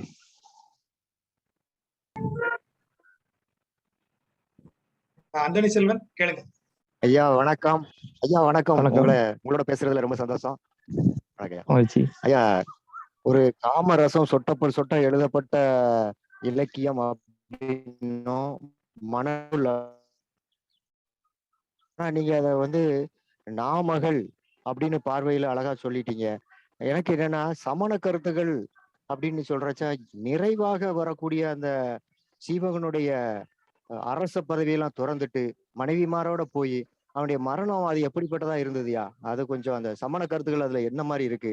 ஏன்னா அவங்க தன்னுடைய உடம்பையே பாறையில கொண்டு கிடத்திடுவாங்க, அப்படி என்ன கொஞ்சம் எனக்கு சொல்லணும்யா. நன்றியா. இது காமரசம் சொட்ட எழுதப்பட்டது அல்ல. கஜுராகோ என்று சொன்னாலே அங்க காமரசம் இருக்கு அப்படிங்கறதான் பரவலா அறியப்பட்டது. கஜுராகோ போனா அங்க கொஞ்சம் தான் காமரசம், அங்க எல்லாமே உலகியல் வாழ்க்கை மொத்தமா இருக்கு, அதுல காமம் இருக்கு. ஆனா நம்ம கண்ணுக்கு அது மட்டும்தான் படும். நம்ம உப்புறாமல முந்திரி பருப்பு முதல்ல சாப்பிடக்கூடிய ஒரு பண்பாடு கொண்டவர். இதுல சிவகசிந்தாமணியில பெரும்பகுதி வர்ணனைகள் தான். அப்புறம் காம வர்ணனைகள், போர் வர்ணனைகள், அப்புறம் அறம் கூறக்கூடிய பகுதிகள். அந்த அறம் கூறக்கூடிய பகுதிகள் மொத்த சிவகசிந்தாமணி வந்து கொண்டே இருக்கு. கடைசியில சிவகன் ஒரு வேட்டையாடக்கூடிய ஒரு பருந்து பார்த்து தன்னுடைய மனதை உலகியல் இருந்து விடுவித்துக் கொள்ள முடிவு பண்ணி தன்னுடைய பிள்ளைகள்கிட்ட அரசை கொடுத்துக்கிட்டு வானப்பிரஸ்தம் போகி காட்டுல இருந்து தவம் பண்ணி 8 மனைவியரோட சொர்க்கத்துக்கு போனான். அருகனுடைய அடிகளை அடைந்தான். அது ஒரு டிராமால ஒண்ணும் இல்லை. அந்த இடத்துல மணிமேகலையில வரப்போது போல நேரடியான நீண்ட அற விவரணைகள் இருக்கு. அங்கதான் சமண அறவியல் மிக விரிவாக பேசப்பட்டிருக்கு. அது தனியா எடுத்துதான் பேசணும், அதை சுருக்கமா சொல்ல முடியாது. ஆனா நான் ஏற்கனவே அதுல ஒரு சாம்பிள் பாட்டை சொன்னேன். அதாவது, இப்பிறவில் நீங்க உயிருக்கும் கருணையுடன் வாழ்வீர்கள் என்றால் வருபிறவிகளில் அந்த நல்வினை பயன் பறவையை அதன் நிழல் தொடர்வது போல விடாமல் தொடர்ந்து நீங்கள் நினைத்த வீடு பெயரை அளிக்கும் என்பதுதான் அதனுடைய சாராம்சமாக கொள்ளலாம். ஒன்று மட்டும் தெளிவா சொல்லணும், சமண துறவிகளுக்கான அறநூல் அல்ல சிவசிந்தாமணி, சமண இல்லறத்தாருக்கான அறவியல். சமணத்துல 2 படிகள் இருக்கு. சமண துறை வேற, சமண இல்லறத்தார் வேற. சமண துறவியர்கள் மிக குறைவானவர்கள் தான், அவங்களுக்கு தான் கடுமையான நோன்புகள் ஒறுப்புகள் எல்லாம் இருக்கு. சமண இல்லறத்தார் சமணர்கள் சொல்லக்கூடிய 5 பேர் அறங்களை தங்கள் வாழ்க்கையில கடைபிடித்தால் மட்டுமே போதுமானது. அதுல முதன்மையானது கொல்லாமை. அதுதான் எவ்வுயிருக்கும் அறம் கருணையோடு இருத்தல் என்று இவர் சொல்றார். கொல்லாமையின் அடிப்படையில் அமைந்தவைதான் மற்ற அறங்கள் எல்லாமே. அந்த அறங்களை கடைபிடித்தால் மட்டுமே போதும் சமண இல்லறத்தார். அதுதான் இந்த நூலும் சொல்லுது. இது இல்லறத்தாருக்கான ஒரு நூல். ஆகவேதான் இது அதிகவும் அகத்துறை சார்ந்ததாக இருக்கு. இதையே சமண துறவியலுக்கான ஒரு பயிற்று நூலாக எடுத்துக்கொண்டால் அதுல இது இருக்காது. நன்றி நண்பர்களே. நன்றி, வணக்கம். ஜெயமோகன் அவர்களுக்கு நன்றி. அதாவது ஒரு காப்பியம் என்பதிலிருந்து அதை எப்படி ஒரு பண்பாடு கிளைத்து வருகிறது, பண்பாட்டின் வேறாக எப்படி இருக்கிறது, எப்படி பண்பாட்டின் பரிணாமத்தை அதிலிருந்து பார்க்கலாம், விரிவான ஒரு உரையை கொடுத்திருக்கிறீர்கள். தொடர்ந்து பயணத்தில் இருக்கும் போதும் நீங்கள் நேரம் ஒதுக்கி இந்த உரையை ஆற்றியதற்கு மிக்க நன்றி. நண்பர்கள் நான் அனைவரும் வந்து சார்பிலும் நன்றி. இது வீட்டுல இல்ல, இப்போ இங்க வந்து ஹொசூர்ல நண்பர் ஆனந்த் பொறியாளர் அவருடைய வீட்டுக்கு வந்திருக்கேன் நண்பர்கள் கூட. ஆகவே இங்க கொஞ்சம் சிக்னல் வீக்கா இருந்ததுனால வெளியே உட்கார்ந்து பேசிட்டு இருக்கேன். இல்ல காத்து ஜாஸ்தியா இருக்குங்க அங்க. கொஞ்சம் காற்றின் காற்று குரலும் சேர்ந்து கேட்டது. ஆமா அவ்வளவுதான் சார். ஆமா ஆமா இல்ல நீங்க காற்றில் ஒசூர்னு முழங்கு சொன்ன சேர உடனே கேட்கிறதுமே. புரிஞ்சுக்கிட்டேன். ஒசூர்னு சொன்ன உடனே புரிஞ்சுக்கிட்டேன். அருமையான, அதாவது லிட்டில் இங்கிலாந்து. ஆமா ஆமா நல்ல குளிரா இருக்கு இப்போ. இப்ப நல்ல குளிர ஆமாங்க. ஆரம்பிச்சிருச்சு. ஆமா லிட்டில் இங்கிலாந்து தாங்க ஒசூர். நன்றி, ரொம்ப நன்றி. வணக்கம். ஏற்பாடுகளை ரைட், செய்த வணக்கம் வணக்கம் நண்பர்களுக்கு நன்றி. நன்றி நண்பர்களை. வணக்கம் மீண்டும் இன்னொரு முறை சந்திப்போம்.